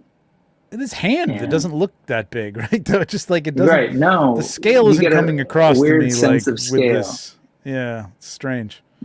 But that's a troll body. With different sort of feet attached down here. You cut the arm, but that is. Wait, really? I believe so. Here, we'll take a look at some of the photos. This isn't all custom? What's that? This isn't all custom pieces? Oh, yeah. Are you saying like, did he cut them up and build things? I believe so. Yeah, so check it out. That's a troll body. Oh, that is a troll. Oh my God. And then cutting it off here, and then oh my God! Wow! Holy cow! Dragon feet. Wow! Yeah. And then the wings. Oh, I totally did not see that while you were spinning it around. I was looking at the neck and stuff. Wow! Yeah, it's hard to see in that shot, and that's check it out. That's nuts, man. And to see our earlier conversation about vehicles, I know there's a conversation around like the dragon and all that, and like I absolutely would be floored by it. I grabbed one of those Cyberzoic Arctic dragons, which is pretty big in and of itself. Yes. And so got on that line too. But like, yeah, you've got to like, but these things are huge. And if we ever see something like this for the line, that would be amazing. In the meantime, you've got people like Lop Mejorada, Isra, doing stuff like this. And again, Rakagor is huge here. For folks who may or may not be familiar, like, it's a big thing in my hand, and then it's sitting on this dragon. It is cool. It's a cool use of parts. He does a good job of that. I've always sort of like looking at other toy for fodder or looking at legions, and then just sort of like thinking about how to build it. So, man. Isn't that crazy? Nuts. Yeah, it's a dragon. The good thing is maybe there is that that gives you like a sense of like what and I'm not giving it away, but like because I don't know anything, but like right, what a mythic legion. I am on, honestly, like I would like a dragon. I don't necessarily need a dragon in mythic legions, like, you know what I mean? Like I could third party. If they're going to work it in, they'll work it in somehow into the story. I just think it kind of is out of place, but whatever. I know people want it, so they're probably going to do it. But I mean, you won't have to fit a Rakagor on it. It'll probably be made for the standard, human-sized figures. So it's going to be smaller than that, which would be cool, or maybe bigger. Who knows? Who knows? Well, Thanos has pointed out this dude has done a bunch of stuff at other creatures. I'm assuming that I don't remember the Dark Pegasus Thanos, but I'm assuming that's what you're talking about. Is that stuff? Oh, I do remember the Dark Pegasus. Yeah. Yep, I do remember that. Yeah, that was good. It's pretty amazing what people are putting on, and yeah, absolutely. He's super cool dude. Like he hooked me up because I was telling him, man, I love the Mexica stuff. I wanted it for my classroom because like I was trying to like bring in like cool things that like embrace different cultures and ethnicities for my ethnic studies class in particular. That represent some of the stuff that my students are from. And so he's like, here, have this part. And he's breaking it down. This is what you could do. And so anyway, super, again, speaking to the community, people are also like wanting to talk about their stuff and share it with folks. So. Did you want me to bring that up? The thing that you have there? If you want to, that's one of the vinyl toys that I was doing. Vinyl like toys. This is what it's like so cool. You know what I mean? Like they're really cool things. This is the whole shtick on this thing, and it had like multiple colors. Like it's just like this is great. So that was fun to shoot. You know what I mean? Like it was a fun thing to shoot. Oh, you shot that? Okay, cool. Yeah. Mm-hmm. Do you have like a place like, you know, where you show all of the different work that you've done professionally? Like, do you have that separate from your You know, IG? Because I don't remember do seeing actually this. have another account that I started to just show like is more of a product photography, like for more of the stuff that I do just for companies and like, because I've done like eyewear and stuff like that too. So I try to like, it's like it's so much to keep up with, man. I already like we're gonna talk about Sure. later. I already have like 6 accounts that I have to post on all the time. So I've neglected it greatly. So, but yeah, I've had a few of those things. I don't know if I can find them, but I don't want to take up a lot of time. But 'cause I don't No, have a no, lot of no, time. no, But no, you're good. And yeah, we'll um, definitely be looking at your work, Will, and yeah, I'd like love to stuff talk like a little bit this. more about There you that kind go. of stuff. So stuff like this. Just this is like a $90 vinyl Ah, toy. You know what I yeah, mein? yep, yep, yep, yep, yep. Same thing too here. And this guy's, KD, KMNDZ is like a big time artist. You know what I mean? Like real um, In galleries proper and stuff. artist. Yep. Yeah. So, Hmm. and this is based on his work, his images and stuff. So, but yeah, it's That's kind of fun to do great. this stuff. Yeah, Yeah, that's a bunch it's of other interesting. work that like of yours that I think myself at least, but I'm sure others aren't familiar with. That's cool.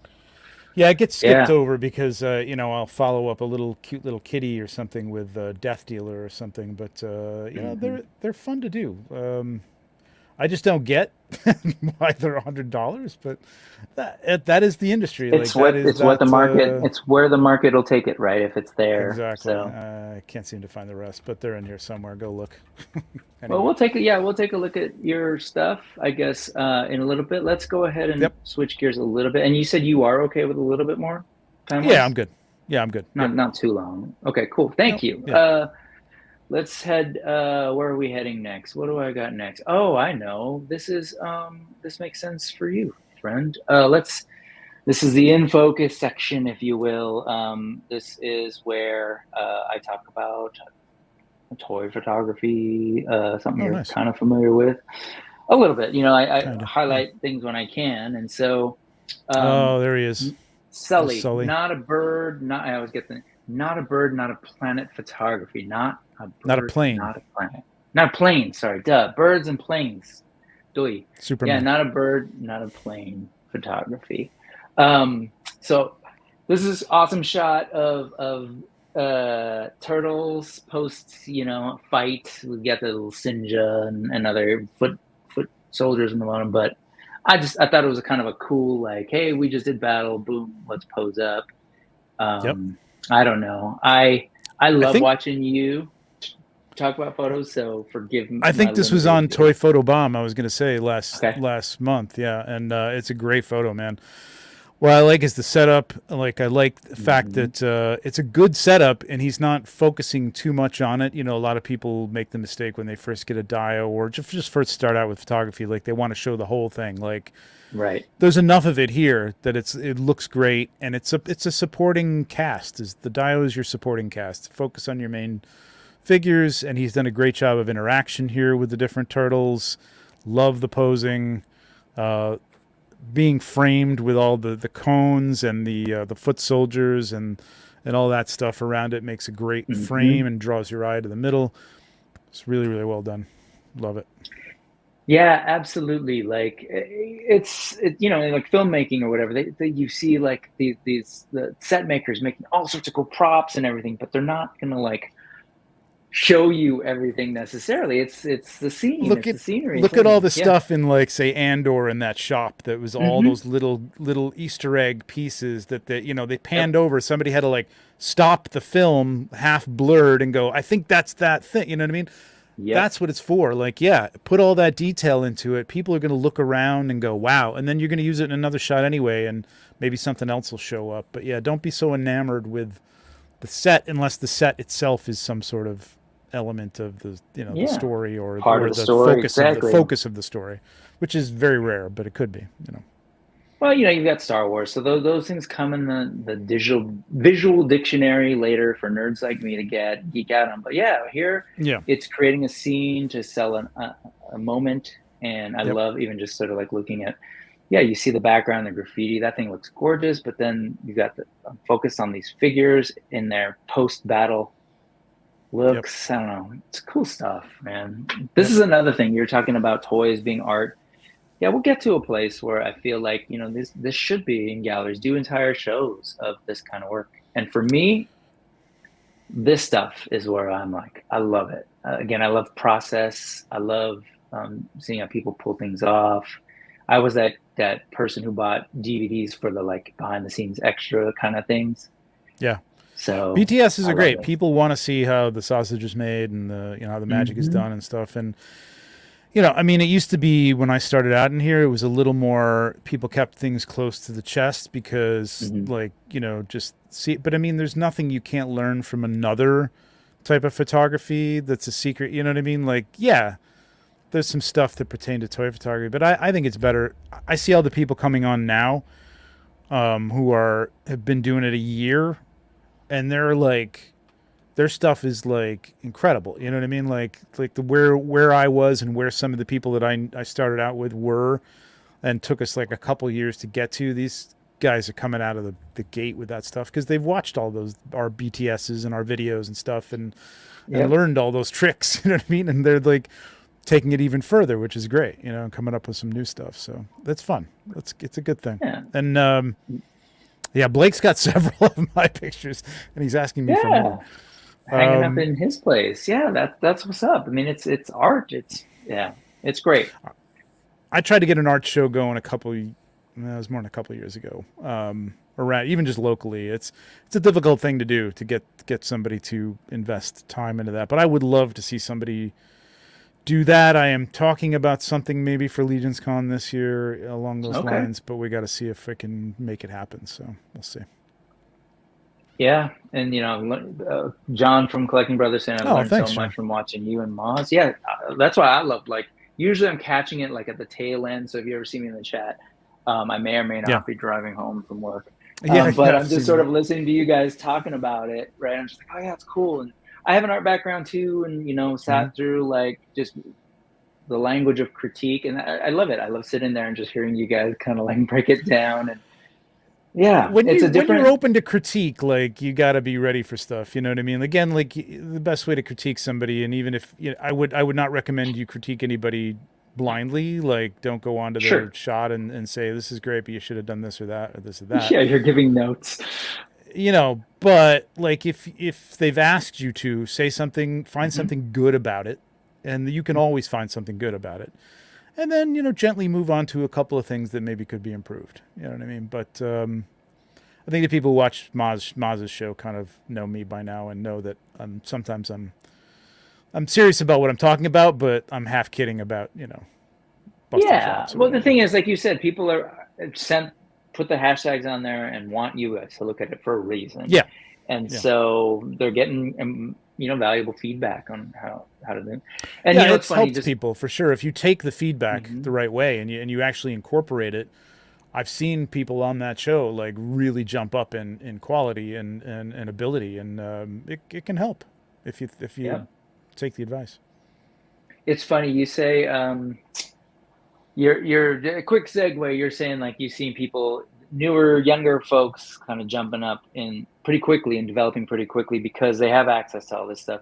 Oh, yeah. It's funny. I feel like, and I think that's a beautiful thing that we're seeing in a lot of creative media. Like I trip out on Instagram as a musician, and I'm sort of like I'm seeing like these little kids doing like these amazing things, or like young people with crazy chops, or like dancers. I do a lot of like, not a dancer myself, but I love watching it. You see young people just doing these amazing things. And the reality is, they have the world at their fingertips in terms of information, models. They can see a lot of things that we didn't quite have access to, right?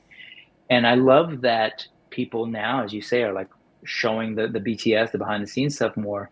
Because like what's the point in like keeping it in a bottle at this point? It just sort of seems like it's all out there. If you're not going to share it, people are going to find it. It's techniques that have existed for years. You know what I mean? They're not inventing anything new. You might use it in a different way, or you might, run your fog through a tube or whatever, whatever, like, hey, that's a good way to control whatever.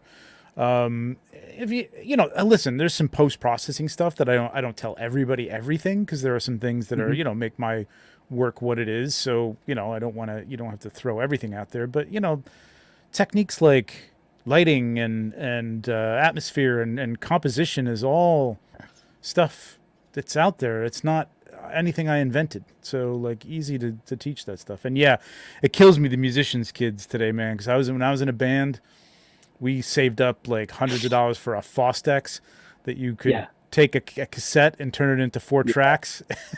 and now they can just do entire orchestras on their computer. It's insane. It's so, and the creativity's been unleashed because of that, because they have, of course you still need to know stuff, but well, it also is more competitive now though too, because so like it's all grown with like everybody has access to that stuff now too. So you still have to be good. That's the thing, even with toy photography, you still have to be good. You know what I mean? You can go out and you can get a good camera, and everybody says, every photographer will say it's not the equipment, it's what you do with it. Boy, that sounds wrong. But you know what I'm saying? That applies to many things. But, you know, it is. You have to, you know, this is what we're trying to do on Mazda Show. Just talk about composition and lighting and posing and things like that. And once you get all that stuff together, you know, you got a good shot. Like this. Yep. And this, so another one that he did. Don't want to spend too much time, but I love I love to see people like using compositing too in real elegant ways. So here's the actual shot, but then this is like, as a graphic designer, like I love the visual. So overall thing that's going here with these 2 photos. So there's a Splinter photo, and then there's this one. Kind of that's composited, very cool. And I was like, I don't think I saw this one. That's really cool. And then you get the behind the scenes, but just, again, really cool. Just amazing what people can do now. And the tools are getting more accessible. So I don't know. Yeah. And more people are getting into, you know, Photoshop. You know, I'm an admin at ACBA, and you know, I've tried to get them to stop, like people stop using Photoshop as like a dirty word. You know, like, oh, did you Photoshop this? It's like Photoshop, it doesn't mean that you had to add effects or change things or take out stands. It just means editing, man. You can increase the contrast, dodge, burn like you would in a dark room years and years ago when you had to do that stuff. Right. It's a tool. It's a tool. You're all using digital cameras. I mean, do you have to go back and use film too? Like, it's just like, you know, there's technology there for you, you know what I mean? And it just because it's there doesn't mean everybody can use it well. Like even with AI, like that AI expansion and fill-ins in Photoshop now is nuts. It's getting really good. I use it myself. It's blown me away. But it doesn't make your shot. You know what I mean? It'll enhance it. It might help it. You might be able to make it a little wider and not have anybody know that you kind of miscentered or whatever. You know what I mean? But it's not gonna make your shot great. So. Yeah, I mean, things develop all the time. Yeah, there's the AI conversation, but at the end of the day, the tools, right? They are tools, 100%. Yeah. There's some other real, I guess, practical reasons to be concerned about AI because of the economics of it. That's the reality of just our economic system in the world. Like if like we live in a different type of world where people weren't necessarily like needed to make profit off of their work, it's a completely different conversation. It is a huge conversation, and one I've thought about having a total show on, because I've done some things with AI, and I see the benefit of it, and I also see the detriment to it. And if we don't like do something to keep it, I hate to say like regulate it somehow, but like the bad news is it is just going to take people's jobs. But I mean, there were people when I started out in graphic design, again, going back to how old I am, that were still like pasting down, when I started working in a newspaper, pasting down type onto a board and then and shooting that. You know what I mean? Like we would type it up in cork, print it out, they would cut it up and fit it onto the page, as opposed to just laying the whole thing out on a computer. And a couple of years into it, those guys were out of a job because we were like, nope, we're going to be laying out pages on the computer now. Like, why would we not? So it happens, man. You know what I mean? It kind of happens. It sucks in a way, but it does happen, sadly. Yeah, and it sucks, period. That again, there's issues with, there's a larger sort of economic reality of the way things absolutely. But you're saying dodge and burn, right? So like I'm in the same way. I grew up in a I'm doing this because I'm agitating a container of film, but like I grew up in the dark room. I hated that movement. I hated it. Yeah, I had to do that. I had to dodge and burn, but it helped me understand Photoshop because, of course, it's a digital piece of software that uses analog, meaning like an analogy of real world things. So it's like, I understand what dodging and burning actually means because I understood that. Or even like, you know, like in Photoshop or Illustrator or whatever you're doing, like line height, M spacing. It's all like language of typography that comes from us dealing with lead type and wood type back in the day and trying to like. And I think the more you're removed from that and the more automatic it becomes, that people don't understand. It's funny, like even just the dodge and burn icons. I think a lot of kids now going through school would be like, "What? I don't understand. Why is it like a magnifying glass?" It's so far removed. Like, how about copy and paste, dude? Or how about desktop? Or like all these old analogies of like folder and like for a lot of them, it's you know, I teach high schoolers, so like that comes up a lot in terms of. But my point in bringing all that up is that at one time there were typesetters. Like every time there's these new things that come along. So I think there's that part of it. I would love to engage in that conversation. If you ever do a show, by the way, I think it was Ray. All right, like, you're another person. That. I think I have one other person. I would love. I think we're going to do it. We're going to just talk about it just as a thing because it does affect us and it affects everybody really. But I mean, I have found a useful use for it in what I do, and it has been useful. And I feel like the way I use it doesn't really infringe on anybody's job. But that's, you know, we'll talk about that. Maybe we'll do that. Cool. It's a big thing. Yeah. Like, there's a lot of us, creative folks I know in here. And so we see it. My point in that is that one, it's the development of new technology has always sort of led to the ending of certain career paths, jobs, et cetera. And of course, AI is unique, in that just it's exponential in its growth. And, you know, anyway, I would love to have a conversation. Moving on. Dude, it's huge. Like I've seen questions that make me crazy that we got to talk about, but yeah. Okay. Come back to that show when we do it and ask the real Robo Tribe, come back to the show because you're valid points. We don't have time.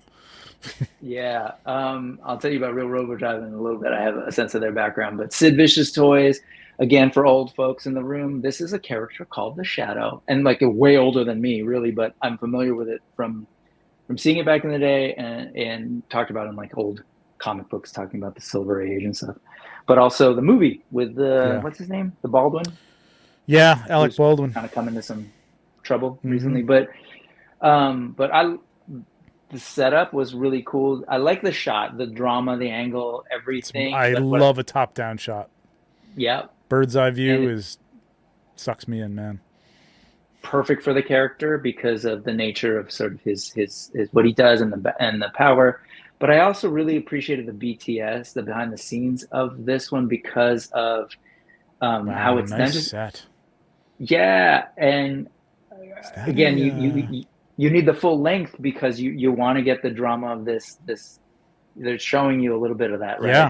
By you see it here, see now you could going back. I don't want to be like Photoshop it. You're gonna you could like if that just ended there, you could tell Photoshop to AI the rest of that, and it would actually give you that. But I love the fact that he's got this tall a piece.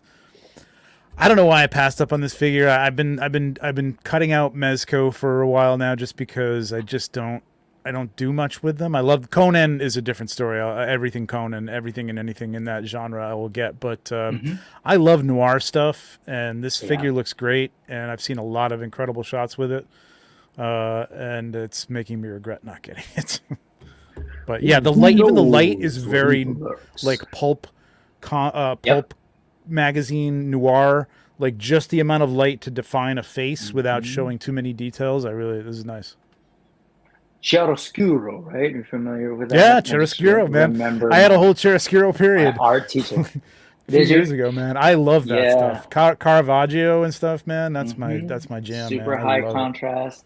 Yeah. The art history nerd, but the behind the scenes video on this too is really cool. Just like, okay, well, let's get the magnets going on, and I don't know. I just really appreciate the really innovation, nice. And then all the lighting setup. Like really, this is painting with lighting. Like really figuring out how do I set up the backlighting there. You know, Absolutely. Really trying to figure out. Whew. And that's perfect right there. That backlighting kind of adding to his face in that way is very much the shadow. Like there's no picture of the shadow where he's well lit. Yep. Perfect noir look, man. That's what you're going for with that, and it's great. Really well done. So that's Sid Vicious Toys, David Chrisman, part of the Geeked Out Click. Great show too. They have a channel. Check them out. Him and John. Nice. Oh, look at that. That's great. Cool, right? Perfect. Very nice. Other photos. Let's see. Oh, here, he's doing also work with Legions, but I laughed at this. He says, I always pictured Hagnon being a whipping boy for the congregation after he was resurrected by the faction. Yeah, he seems kind of sad. It is pretty sad. Yeah, I like the setup for this a lot. Look at that. Again, we live in a world where people are making dios, so there's room for that, and then folks like you are buying these things to do these amazing storytelling moments. Love it. In the background. Yeah, the whole dio maker industry is like a whole thing too. That's another art form that will be looked at as well. Yeah. This one's a little different. I don't even know who the photographer is doing these. Marcus Chang posts these. He ends up having a lot of the stuff that's like coming from overseas, but this is that Maestro Union Veteran Williams figure that's being sort of like adopted as part of the Fresh Monkey Monster Fiction. Monster Force. But I like the photos on this one in particular because are these the product photos? Yeah. Okay. So it's like I was like, is he not sharing the artist? But I guess if they're product photos, they might not be sharing. They're product photos. Yeah. Okay. So but that looks cool. I like them because it's a cool setting or whatever, but it's also still showing us what the figure is going to be like. So it's like, okay, here he is with this, and here he is with this. Yeah, the jacket comes with the white fur. I have the white furred version sitting down here in a box. No kidding. And but so I haven't gotten any of interesting. these. I'm supposed to be picking one up, but I don't know why. I don't know. These look so good now. I got Master Wang. Yep. He's fantastic. Regular one, orange one, or white? Yeah, regular orange one. Yeah. Oh. Yeah. I know. Regular orange one. Yeah.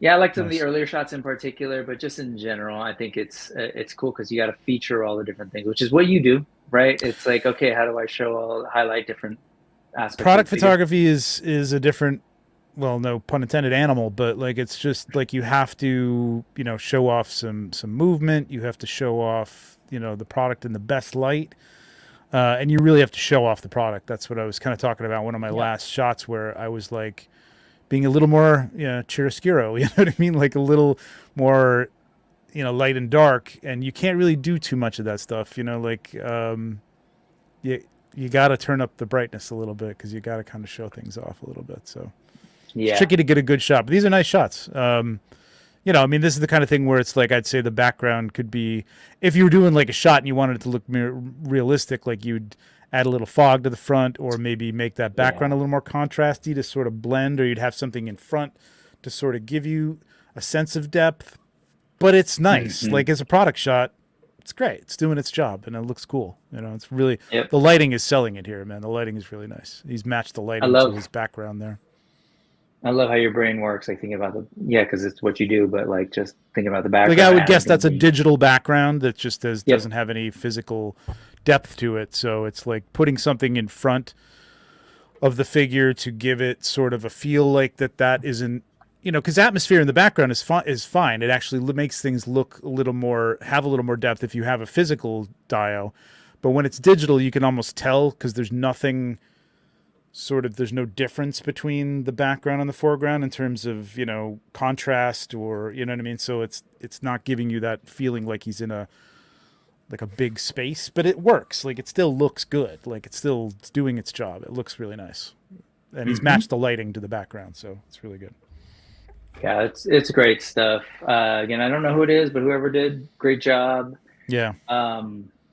Yeah, it's cool stuff. And you were talking about the background and using the digital background. I see, that's a thing that folks are doing a lot. I just love that people basically have like, it's the volume, right?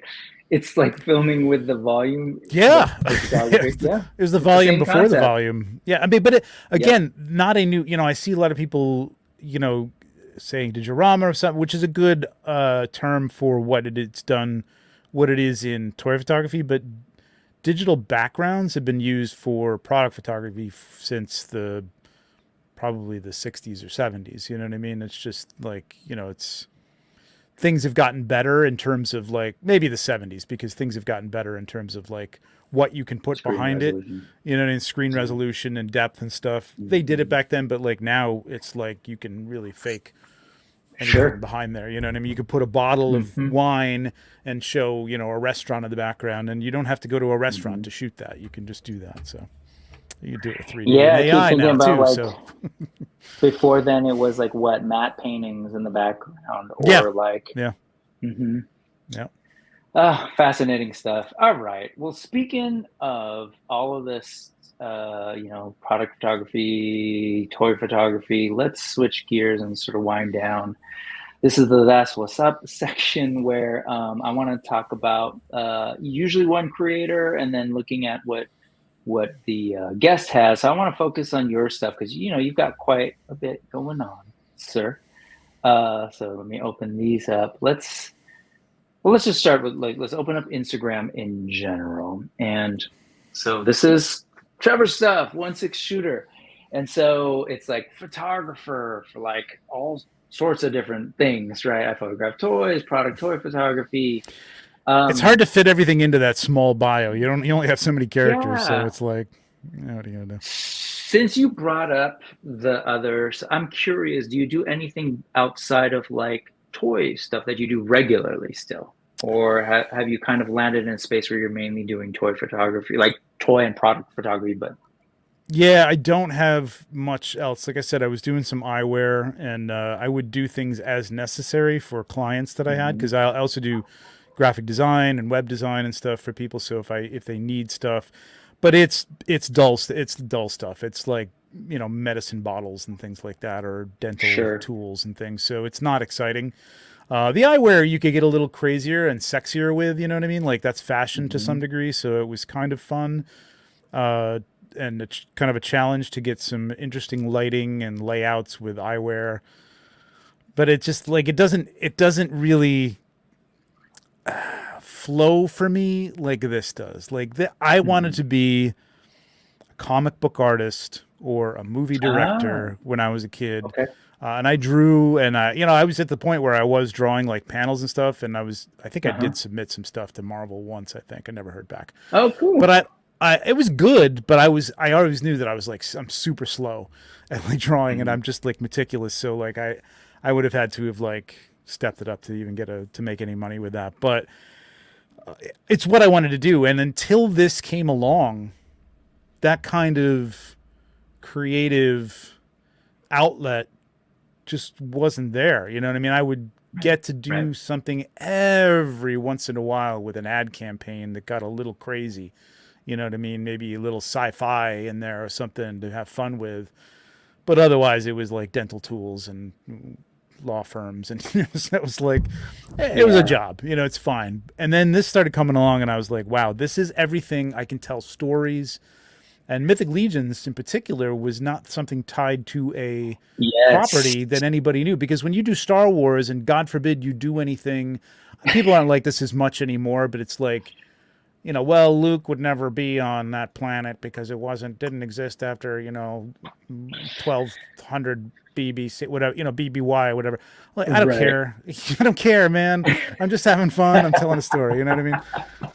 So with Mythiclegions, no, I couldn't hear that. Nobody was telling me that, know what to do with them. You know what I mean? So they were just my Dungeons and Dragons characters, and just telling stories was like a lot of fun, man. It was great. So yeah. I don't know what your question was. I forgot. But no. Well, I was kind of asking what aside. Oh, what else I do? Yeah. So this, I love doing this. Like, and I've been lucky in that I got in with the Four Horsemen, and then since then, AWOK, and I was doing some 1/6 companies a while back.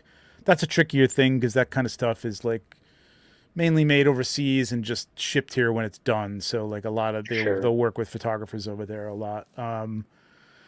It makes sense. But yeah, I'm doing more and more. I mean, Frazetta Girls was nuts to get, you know, a call from anybody that has anything to do with Frank Frazetta. Like just like made me plots, man.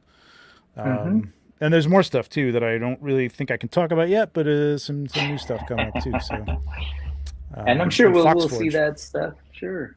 Oh yeah, yeah. Foxforge, Galactic Valor. Well, it's funny because you were talking about you saying that you wanted to be a comic artist, and so when I saw this layout in particular, I was thinking like, "Ooh, I wonder if you'd ever consider doing like serial storytelling using your photos," which is a lot of work for sure. It is a lot of work. If I can find it, I will show you an example. Oh, I found it. Holy cow. Okay, you want to bring this up? Sure. So this was an ACBA challenge. So if anybody doesn't know ACBA, it's articulated comic book art. And the challenge, they had this like competition a few years ago. They used to do it all the time. So it was to do panels, and this all has to be done practically. So all these, you can see like even like the balloon up here is just barely attached to this little creature. I think there's a wire behind his arm. Okay, cool. There are wires behind every one in this first panel. If you scroll down that first panel with Han and Leia, there are wires behind every one of those balloons that go. Oh, it's on your camera, it's on your screen. Oh, that's me. Oh, I gotta scroll down. Shoot, I can't. Damn it, I can't scroll down. Maybe I can zoom out. I don't know. Nah, I guess I'm screwed. Anyway, it's the one up here. Because of the background. Oh, yeah, no. You keep it up. I can get rid of it. Anyway, but there you go. Yeah. So there's wires that are attached to the trees way back here that are holding these up. It's crazy. Coming out this way. Got it. Wow. It's a ton of work. It's not my favorite form. It was fun. It was fun as a challenge. But it's not my favorite format to work in. But it was fun to do. And I, you know, a couple of these things, I'm fairly proud of that panel. It's very comic book like and pretty good layout, I would say. But that's a whole other level. One, you could obviously do the word bubbles and everything, you know, using digital layout and stuff. But even, I guess, more so what I was thinking of, like, in terms of product photography, or like, I don't know what's going on with the book, or if they're illustrations or what with that, the long-awaited Mythos book. Yep. But even just like, because your shots already like are very, this is one that I wanted to share, but they tell stories, right? Like, so I kind of already in my brain have a sense of what comes before and comes after in a sense, but it would kind of be neat to even like a triptych or like, you know, two things to kind of like here, just to even take it even further. Like, oh crap, wow, I'm in this scene, I'm in this world. But like I said, you don't necessarily need to, because we get a sense of story here. Clearly. No, I have thought about that. Like it is more work to get a lot of shots, obviously. And I think about a story so much in my head that, and I haven't had anything. I suppose if I like sat down and wrote something, and what you're talking about is the book. I've heard some of the stories, and I actually kind of in my mind, I'm thinking, ooh, maybe I'd like to do that. And I haven't talked to Jeremy about this, but like, maybe we'll do like a scene, you know, and have a few, for lack of a better word, panels of a story, you know what I mean? Like a conversation that's going on between people, or a battle or something like that. We haven't talked about it, so, you know, we haven't done that yet.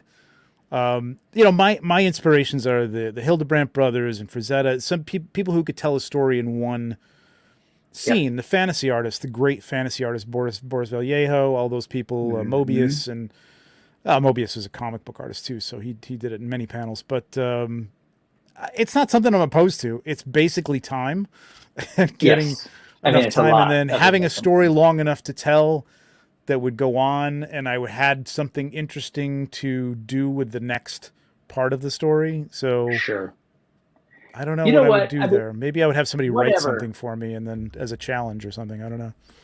Take the serial part, the serial image like panels out of it, even if I don't know what's up with the book, but it would be amazing to me, just to throw it out there, to read the text, read the stories, but even just spot sort of essentially illustrations, right? Mhm. And so I don't know, you could have illustrations, but my thinking and what I love about your work, I'm not just saying this because you're here, is that like we love the toys. Like Yeah. we love the toys. So as much as I love artists, why not actually just because there's so much detail, like the Four Horsemen, they're very visually oriented people, then use the toys to tell the story in this way. You know, like I Oh don't yeah. necessarily, I don't mean to take it away from the artists and illustrators who would sort of translate these things into illustrations for a book, but if there Well, was a that's what book, I would love for those. that's what this is going to be. You know that, right? Like this, it is going to be a mixture of Nate Barch's I, art and my photography. oh, I wasn't sure if if they were going to do photos or if it was going Oh to be yeah. Nate stuff. Okay, No, no, great. no, Perfect no. then. There are going to be photos in And there. so, Yeah. great. All right, I'll shut up now. Thank you. No, no, no. I'm Yeah. happy. So like, you know, this recently I did that, the Caspar shot. I think in the he's sitting in the bar, sort of. I imagine that probably will make it in because it's part. I actually took that kind of from the story that Jeremy had written and read on his show. So it's kind of Right. part of that. So, but that's what I want to do more of is like take those scenes and like recreate those in toys. So. But we are busy with a lot of stuff right now, so I don't know. No, I don't know where we are with the book right absolutely. now. But Well, this shot was great. I did want to like, you know, so there are ones that I chose, but I am kind of curious. Is it just because of maybe time, or there's a reason that these three are the ones that are pinned? And I you know, can I see as try a to brave mix person. these up and switch them up every once in a while. It's generally stuff that I'm really happy with for one reason or another that I don't think got enough love or will get. I don't know, that are might be interesting to people who first come to the page. It's a crapshoot, you know what I mean? Like I never used to pin anything, but now it's just I probably should change these up. They've been up for a while. But I love this one. I just like the, you know, the challenge with toys like this. Like 1/6 you can get some great expressions and the real detailed faces, and they have, you know, the challenge there is to get two characters looking at each other and tell a story with just kind of sort of staid, regular resting faces. You know what I mean? As opposed to like or so it's the challenge with these things too. And I just really like the way some of the characters here come across as being there's like a lot of cacophony, and he's the king, and everybody's coming at him from different directions as to this battle plan. We should do this, and you know, you can't do that, sir. And he's just like got this look, and he's almost looking at you in the camera with this beleaguered look, like, and the arm going up to be like, you know, it's just, I don't know. Everything came together, and it just, I have a feeling for it that I really love. So it's just great use of that little prop. Where's the lion from? That's from Tyrion Lannister's little set of props for the I had those little chess piece things, and those were great, and I'm like, I need something to represent the lion. I don't have a little lion. I'm like, oh yes I do. Wait a minute, hang on. Clean. Yeah, no, it's great. The scenes there, I hear now when you point out the faces, that is I imagine that to be a pretty big challenge because you are limited. Yeah. It's your palette, right? You're limited on what you can use, but it's cool, man. I dig it. So let's look at something a little bit different. This is the second one you've got pinned, and this so good. But this is a different type of toy. Yeah, this is 1/6. This is a 1/6. That's right. It's right behind me somewhere. Oh, there? Yeah, there it is, right there. Right there. It's right there. So yeah, this was a challenge because of the size. Having to set up like the snow all around it. It's just on a little snowy base, so I had to cut holes through this like felt material that I had, and then pour snow all over that. Match it up with a background. Again, talking about that's a digital background, but it's pretty seamless, right? I mean, you can't really tell where the scene begins and the model sort of ends. Hopefully you can. Oh, it's great. No, it tells it as a scene. If you go to the next one, there's a little behind the scenes of like the setup for this. So. Oh my god, how big that thing is! Yeah, it's huge, man. That's the other thing. Like you gotta have. Yeah, that's like a 65-inch TV, I think. Yeah. So the little overhead softbox to give that blue sort of feel to it, and that light back there is a lume cube to sort of recreate the sun. So that's another thing, matching your light to your background. So the sunlight coming from back there would be a very bright light coming back there, and that's what that Loom Cume does, pouring snow all over this, which took forever to clean up. Well matched. Look at the temperature on that and the temperature on that. Yeah, I think I moved it a little closer in when I did it. This might have been just some BS behind the scenes stuff, but some fog for atmosphere. And yeah, that's pretty much it. That's great that again, part of the behind the scenes stuff too is kind of cool because you can, tell your clients, see, look, it takes a lot of work. Yeah, and then this is the Ralph McQuarrie shot that I kind of based this on. Yeah. So like this was I've got in mind to do a whole bunch of Ralph McQuarrie tribute type shots. I did do the one of the cover of the original Star Wars book that I'm super happy with. I brought that up if you want to show that. Yeah. Oh yeah. Yep. Yeah. Which is all practical as well. It's like a huge. Wow. Yeah. So I bought this helmet. It was a grail of mine, and it's cool. Just impossibly expensive, but I found a really good price on it. Built this little rig. Created a whole body for it because it's only the helmet. That's it, right? That's the only thing. Wow, so then I created this stuff. That. Yeah, there's only 250 of them in the world. Ooh. And then multiple sized figures because my friend made the Chewie head for me. And that's great. As far as the he's forced perspective because he is supposed to be standing like several feet in front of them on the book cover. And you just made really super happy with body. That one. And that's the original cover. What'd you do for his torso, like the arm and stuff? For Luke? No, for Darth Vader. You just have the helmet. That's all that little. That was all that little. So this is a piece of foam that I just kind of cut and shaped and spray painted. I found this almost perfect match paint. This is just a piece of rounded metal, I think, or plastic, like tubing, I think. And then this is basically cinefoil, which I use to like flag or block light. It's just flat black foil, and I just kind of crinkled it like his suit a little bit. And that's it. It's very smoke and mirrors, man. It's not a solid form. Sure, you're still sculpting though. I mean, you're kind of like, okay, this is the general shape I need, and that's great, man.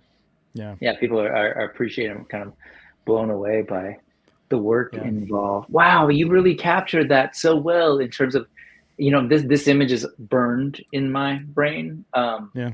So I'm familiar with it, but the scaling of the different figures in relation to one another. When you really got to like be reminded of it, because I think a lot of people remember it, but like they don't, like, it looks like these guys are like probably 10 feet behind Luke, so in order to recreate that, you had to do the different scales, which worked out pretty perfectly. So that's awesome, man. Pretty happy with it. Great stuff. Yeah, thanks for sharing that one.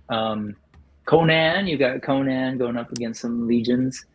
Yep. Good stuff, man. I just that's again telling stories. Oh, I can't wait for this book. That's part of my other the Legions book in particular. That's another one of my sort of weaknesses, all like art of books, all the Star Wars art of books I have. Oh yeah, for sure. Yeah. Mm-hmm. I can't wait for this thing. It's gonna be so great. And then let me see. There were just a couple of other things, but actually, no, I'm not gonna say we'll see because there were ones that I really just want to shout out. You want to pull that one up? I want to pull up. This is my chiaroscuro. Oh, there you go. Phase right there. So this is kind of I really was trying to do a Caravaggio with like just that kind of feel with Anakin like fading into the background. That's so great. These are all 1/6 figs. Yeah, these are all 1/6 figs. Yeah. So this is a bigger setup. Okay. Yeah. That looks really great, man. No, that was great. Well, perfect because this is the one I was going to go to. Oh yeah. So we're sensing a theme. That's that high contrast, light, dark, particularly with a black tiger or whatever it is. What is Chi-Town? A Jaguar? Jaguar, whatever. I believe. Yeah. Yeah. Or So Panther. to take Panther. Panther, an all Yeah. black figure, and then to light it in this way. I just think it's really cool. I love. Yeah, they wanted these two characters together. They wanted a teaser, and this is where like this is great. I mean, the other shots that were done were, you know, like the Four Horsemen pretty much give me a few things that they need in terms of what the figure's parts are and things like that, and what they want to feature. But then they pretty much let me go for the most part. And a lot of people do. You know, Jason's the same way for the most part.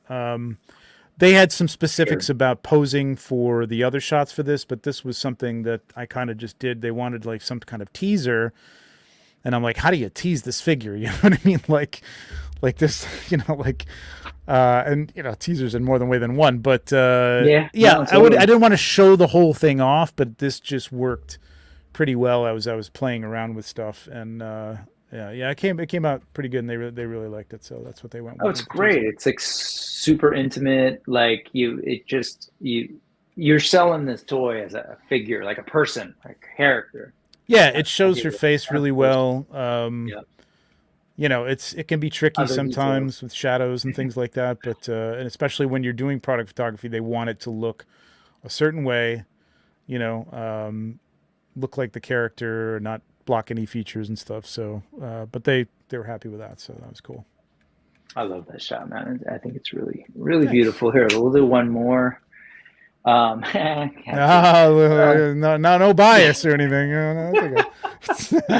No, but this thing, and well, you know, we've heard it all the time when you're talking about these work, because you're using prototypes, and I know what's going on with this one. This is not one that can be moved at all, but it's also the setup. So like, and it's great that you have all this stuff. What is going on, by the way? What's that in the background?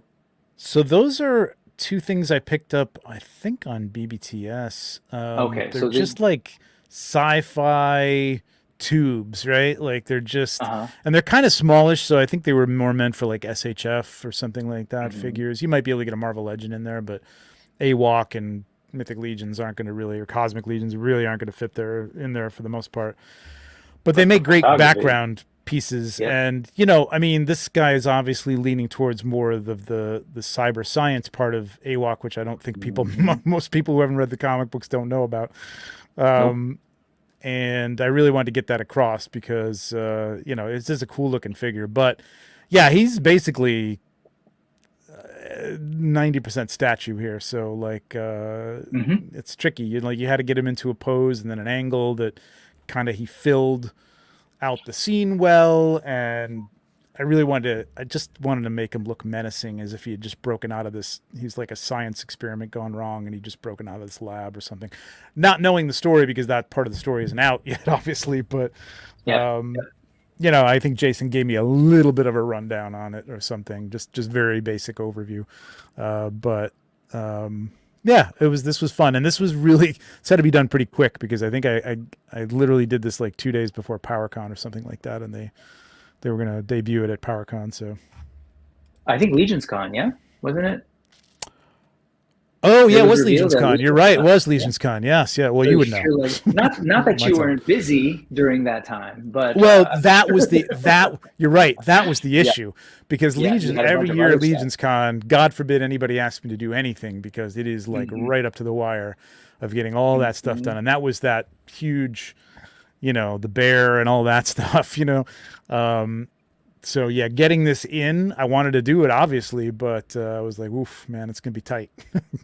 But yeah, because you were revealing this guy, right? So were you working to the wire on these as well before they were being shown at G-Con? Oh yeah. Yep. Holy shit. It's a little more room, but like the thing is, like, all this stuff has to get back to them in time for them to touch them up, because this is what they're showing at G-Con. So like, you know, paint gets rubbed, things like that. So, you know, it all has to be fixed, and anything broken has to be fixed. I try not to break things, but stuff happens. It's fragile stuff sometimes. Yeah. Even in just transport, it happens. But yeah, so yeah, all this was being done at the time, and but you know, got them both done. I think that was fun. It felt good to get the AWOK one out and do something I really like that shot. So I'm glad he was happy with it too.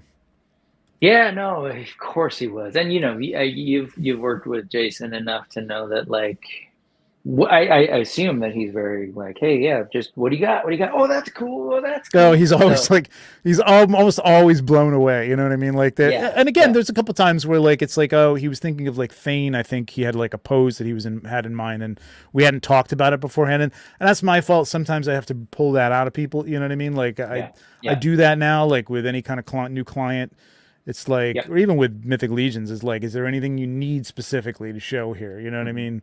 But that was really, I think, the one and only time that he ever said anything about anything, man. Otherwise it's always notes. You know, he's happy with it. And you know, I mean, I get into the lines, and I generally do stuff that I'm like enthused about, so that helps. You know what I mean? It's not something that's like, oh, I gotta shoot this thing. So that's good. You know what I mean? It's fun. Yeah, it's not as if he's not discerning. He absolutely is, but he's also very, creative, which I appreciate because I think he appreciates other creatives, and so yeah.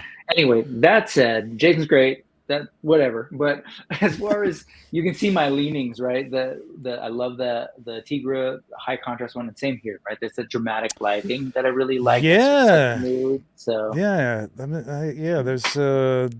Let me see if I could find the one that I was thinking of. I have a type. That's great stuff, man. Was that your leaning in art class? Was like in like art history? No, not necessarily. It's just that when I was looking through your shots, I was like, oh, look, high contrast, the drama, the action, and they're toys, and so they're not perfect objects, and so it really kind of like, I think it helps to do some of this stuff. Absolutely. The high contrast stuff. I mean, these things are great. Don't get me wrong. So. Let's see if I can find this, because you'll probably appreciate this from several standpoints. There you go. Well, while you're looking at it, let me throw this one up. This is another one. Again, moody, but it moody where it makes sense. You know what I mean? It makes sense for this character. It makes sense for the Void, and that sort of intimate two shot of Tigra and Shaitan totally fits. So. Mm-hmm. Anyways, I could be here all day looking at your stuff. Was there something that you had? So you want me to show? Okay. Yeah. No. Yep. So this was before the last movie came on, the Pieta. Exactly. Yeah. And it's interesting because you learn in trying to do this and recreate it that if you look at the original, which I think I actually have here, look at the size of Mary and the size of I remember that. his body is like about an eighth of the size smaller than it should be. Yeah. He was tiny. Yeah, there's also the funny foreshortening things going on in that. Yeah, exactly. So when you take an actual adult human male and put it on a female's lap, he's enormous. But it was fun to do, and it was just like a kind of out there type of experiment with black and white and art history to see if anybody was really into it, and a lot of people liked it. So that's great, man. No, absolutely. That thing's, I hadn't seen that. That's great. Thank you for that. Let's go ahead and move towards wrapping up. This shot is great, but oh man, I can't wait for that figure. But let me switch over here, and let's go to see. This is the stuff that you don't see, folks, too often. At the very bottom. Okay, so obviously check out Trevor's stuff, but we've just scratched the surface. There's the Instagram, there's the YouTube. All of this again will be at that link that's scrolling at the bottom. In fact, it'll be up in 12 minutes. It's scheduled to go up in 12 minutes automatically. But you're also you do a ton of stuff here on YouTube. So you've got the Legions Lounge show. You've got your the videos on your channel where you're sort of showing the work, and people can learn about the work you do, your photography shoots, your reviews, as well as your tutorials, which I know you haven't necessarily done a ton of more recently.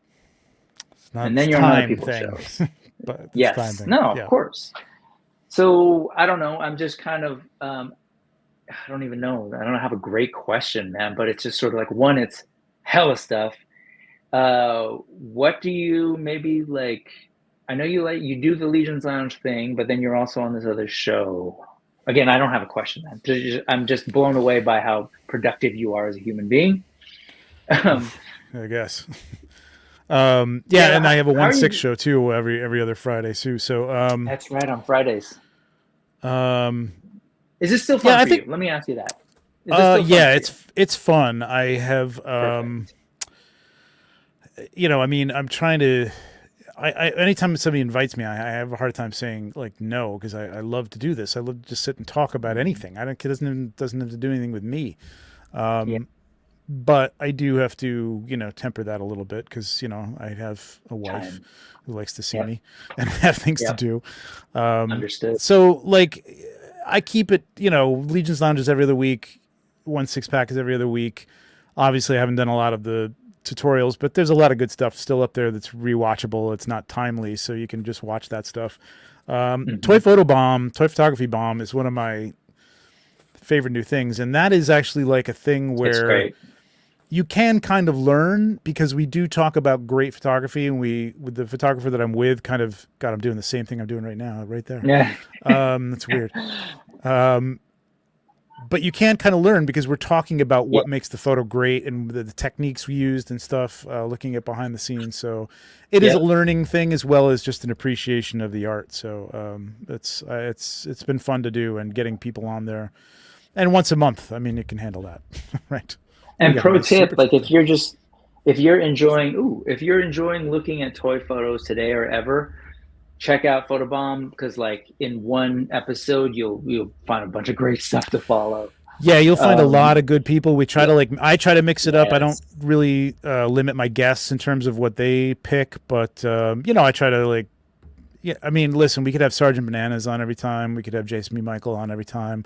We could have, there's a lot of Ian Saunders. We could have those guys on every show, and sometimes they do. There's been people who have been on 2 or 3 times. We try to mix it up and find some new accounts and stuff, and find something good in a photo from somebody who doesn't, necessarily have that exposure. So it's been fun. Damn, I appreciate that. Obviously, that's the kind of thing I'm doing. And yes, thank you once again, man. Solo Center, you're amazing. And it's Canadian. Wow, what a great stream tonight. Lots of good stuff. Appreciate all the topics covered. Also, quote, it's not the equipment, it's how you use it. You can yeah, which will make us all feel good about life. But yeah, no, I love Photobomb. I learned so much. And also, as I kind of was saying earlier, I love what's going on when you're on Maz's.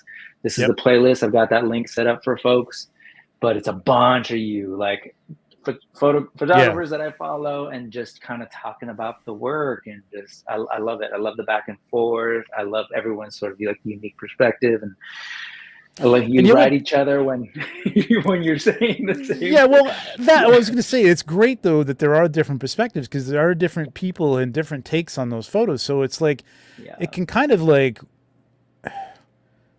make you feel good about, because it's it is subjective. You know what I mean? Like there is a way that I think this should be done, but somebody may push back on that and say, "No, you know what? I don't really hate that. I'm kind of liking the way that is," and all right, that's fine. So a lot of times I'll preface things with I wouldn't do it this way, but or if it were my shot, I would do that.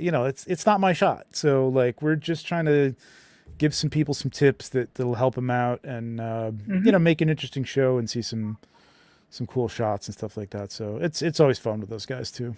Definitely. Yeah, no, it's great. And I love, again, just the space for people to kind of learn from folks who are doing it. And the other piece I will just sort of say on a sort of different note is that you do the Legion's Lounge, and sorry I didn't put it on here, but the 1/6 show, but Legion's Lounge in particular is a big deal for me. That was, I think that was probably where I first saw you. Yeah,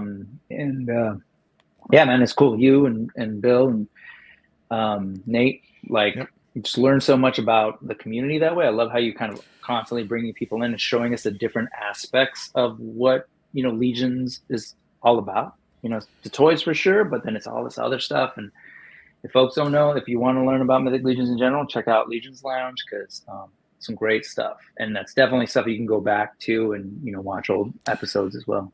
Absolutely, there's a lot of cool stuff from the past. I mean, interviews with the founders and the owners. Mm-hmm. I mean, Eric Treadaway was our first guest. Cornboy was just recently on. The Cornboy episode in particular from a couple months ago was very cool because I found this old article about them in the New York Times. Yeah. When they were just kind of struggling and still working for Mattel. And he answered a lot of questions about some of the stuff that came up with that, and it was really interesting. Plus, I mean, if you like Frazetta Girls, Sarah Frazetta, we had an interview with. We had an interview with Felix Solis, who was on an actor from Ozark. He was the Heavy in Ozark, and he collects mythic legions. Like, it's so great. That's awesome. So yeah, a lot, and we're all over the place. But we casted the Legions. We cast the Legions. I love movie. those. That was fun. Yep. Of course, unboxing all the time. So we're mixing it up all the time, trying to do some different stuff. I mean, there's a lot of other great Legion shows and podcasts. Oh yeah. We're going to have the guys from the Mythic Enablers on tomorrow night. You know, so there's a lot. You gotta keep stepping up your game. You know what I mean? I have a little bit of an inside track because I have some stuff in hand that I can show, but a little bit of an inside track. No. But yeah, it's always fun. It's always a good show. A lot of people show up for this, so I really appreciate that all the time. The amount of people who show up for the show. What's that? The schedule when it's on. It's every other Monday, but you really got to hit that bell because there are times when we're like, there's nothing going on this week, or somebody's got a schedule conflict, so we're going to just push it back a week. I think we're on we've been pretty regular lately. We're on tomorrow. Then we'll be on 2 weeks from tomorrow and 2 weeks from then. But right around Legions kind of gets a little crazy too. Sometimes we add shows, and sometimes that schedule gets a little mixed up. So sometimes you do shows at the show. Yeah, we'll add shows. Yeah, just random shows if I get something in to open up or at the show. Yeah, absolutely. So for sure. Yeah, definitely check it live, just like today. But they're active chat, but they'll address questions and stuff. The Corn Boy one was awesome because one, he was sort of back in the saddle and back on the camera and talking to people again. But also, he's great. Yeah, I kind of sharing with you before we started that I love learning about how the sausage is made. So hearing about like their early career and sort of the things that they've done along the way was really fascinating. Absolutely. So check this out. Check a bunch of the stuff. So. I think we'll have Jim. I think we'll have Jim on. The only member that we haven't had of the Four Horsemen. I think we're going to have him on after he comes back from China to talk to us about China too. So that'll be fun. Cool. Ooh, sorry, teacher and me. Get Bill on that. There's a typo. Damn it. Yeah, that's what happens. I got a lot going on, man. You do have a lot going on, and I really appreciate you. Probably not the only misspelling. No, it's whatever. Thank you. I appreciate it. And we also went like almost like an hour after. So thank you. I hope that was okay. Oh, no, we're good. I hope you realize that you went as long as you did. Hey, man, seriously, I appreciate you having here. Huge fan of your work and just how you carry things. Man, really? Yeah. Guys, thank you. That's also a new thing to me. Rob, great stream, Brick. Trevor, you're the man. Trevor is a big reason why I buy Mythic Legions. His photos for the line just draw me in like no other. 100%. Thanks, man. Rob. Yeah, they were smart to take your advice when you talked to them about your thoughts on their photography. No offense to the people who were taking photos before. It was just them. It was just them. So it was like, okay, it's like, I don't think they take offense. Yeah, they're like, yeah, no, I know. That's not their thing, right? So they were doing it to check off a box. Like you said, Jason is smart about that too. And these guys, you're smart. If you're smart and you let people who are passionate and are, hopefully good at what they do their thing, I think you're going to be in good hands. And you do your thing and make sure the business is running, and that's why they're successful, right? So, well, let's end on the note so folks can follow up. What time tomorrow? 8 p.m. Eastern Standard Time. 8 p.m. Eastern, 5 p.m. I'm always kind of like just on the cusp of maybe not catching it, but great. We used to do 9, and then we would go late, and everybody would be like, "Well, I got to go to bed." So we asked people if 8 was good, and everybody said, "Yeah, 8 is good." I mean, honestly, if you missed the first half hour, it's just some news and stuff. We really get into the meat and potatoes at like 8:30. So 5:30, drive time coming home. Put it on the table while you're eating dinner. And giveaways. People, there's often giveaways, so check it out. I should mention we have a pop and swap contest going on right now in the Cabal too. Perfect. So big pop and swap contest. A lot of fun. We've done it 3 or 4 years in a row now. Lots of prizes. You still got about a week, and it's not hard to do. So jump in there and look for the rules pinned to the top, and join us.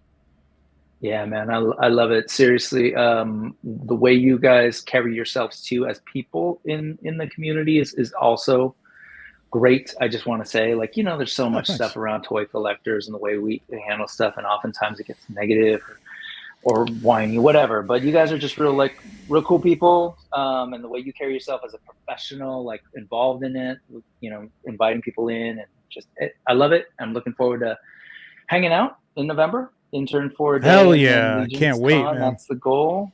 Yeah, that's great. So seriously, thank you. And yeah, I'm gonna try and play this. Let's see if I can do. Yeah, see the production value. Sometimes it causes streaming issues. Did I get cut off? Sounds good. Okay. Sometimes I get chopped away. Anyway, man, thank you so much for hanging out on the Brick Something channel. Thank you to everybody who's been here. Thank you to the folks who dropped in super chats. I really appreciate it. Fun fact, my first time ever dropping a super chat, you know where that was? That'd be on Legion's Lounge. Oh, yeah. That was my very first time ever. I think you mentioned that. Yeah, I remember that. So thank you. Right on, man. Well, thank you again. Everyone have a great week. Thank you so much for spending some time with us. I appreciate having you all here. Again, this is the new regular time, 3:45 Pacific, 6:45 Eastern. That's when we're going to do it on Sundays. Next week I've got to talk about Legion stuff in general, but also he's working hard on that Mythic meetup. So get that, figure that out. Do the like thing, do the subscribe thing, all of that stuff. If you're catching it on the replay, thank you. And I think that's all I got to say. All right, folks. Appreciate it. Peace, power, all of those fun things. Oh, look, balloon. Oh, I got to get Thank you, Trevor. Yeah, you know, you don't really need to. Oh, yeah, this is always fun. You do this and you go, when you, does that work? You blow. Look, I made hearts. Yeah, it's amazing.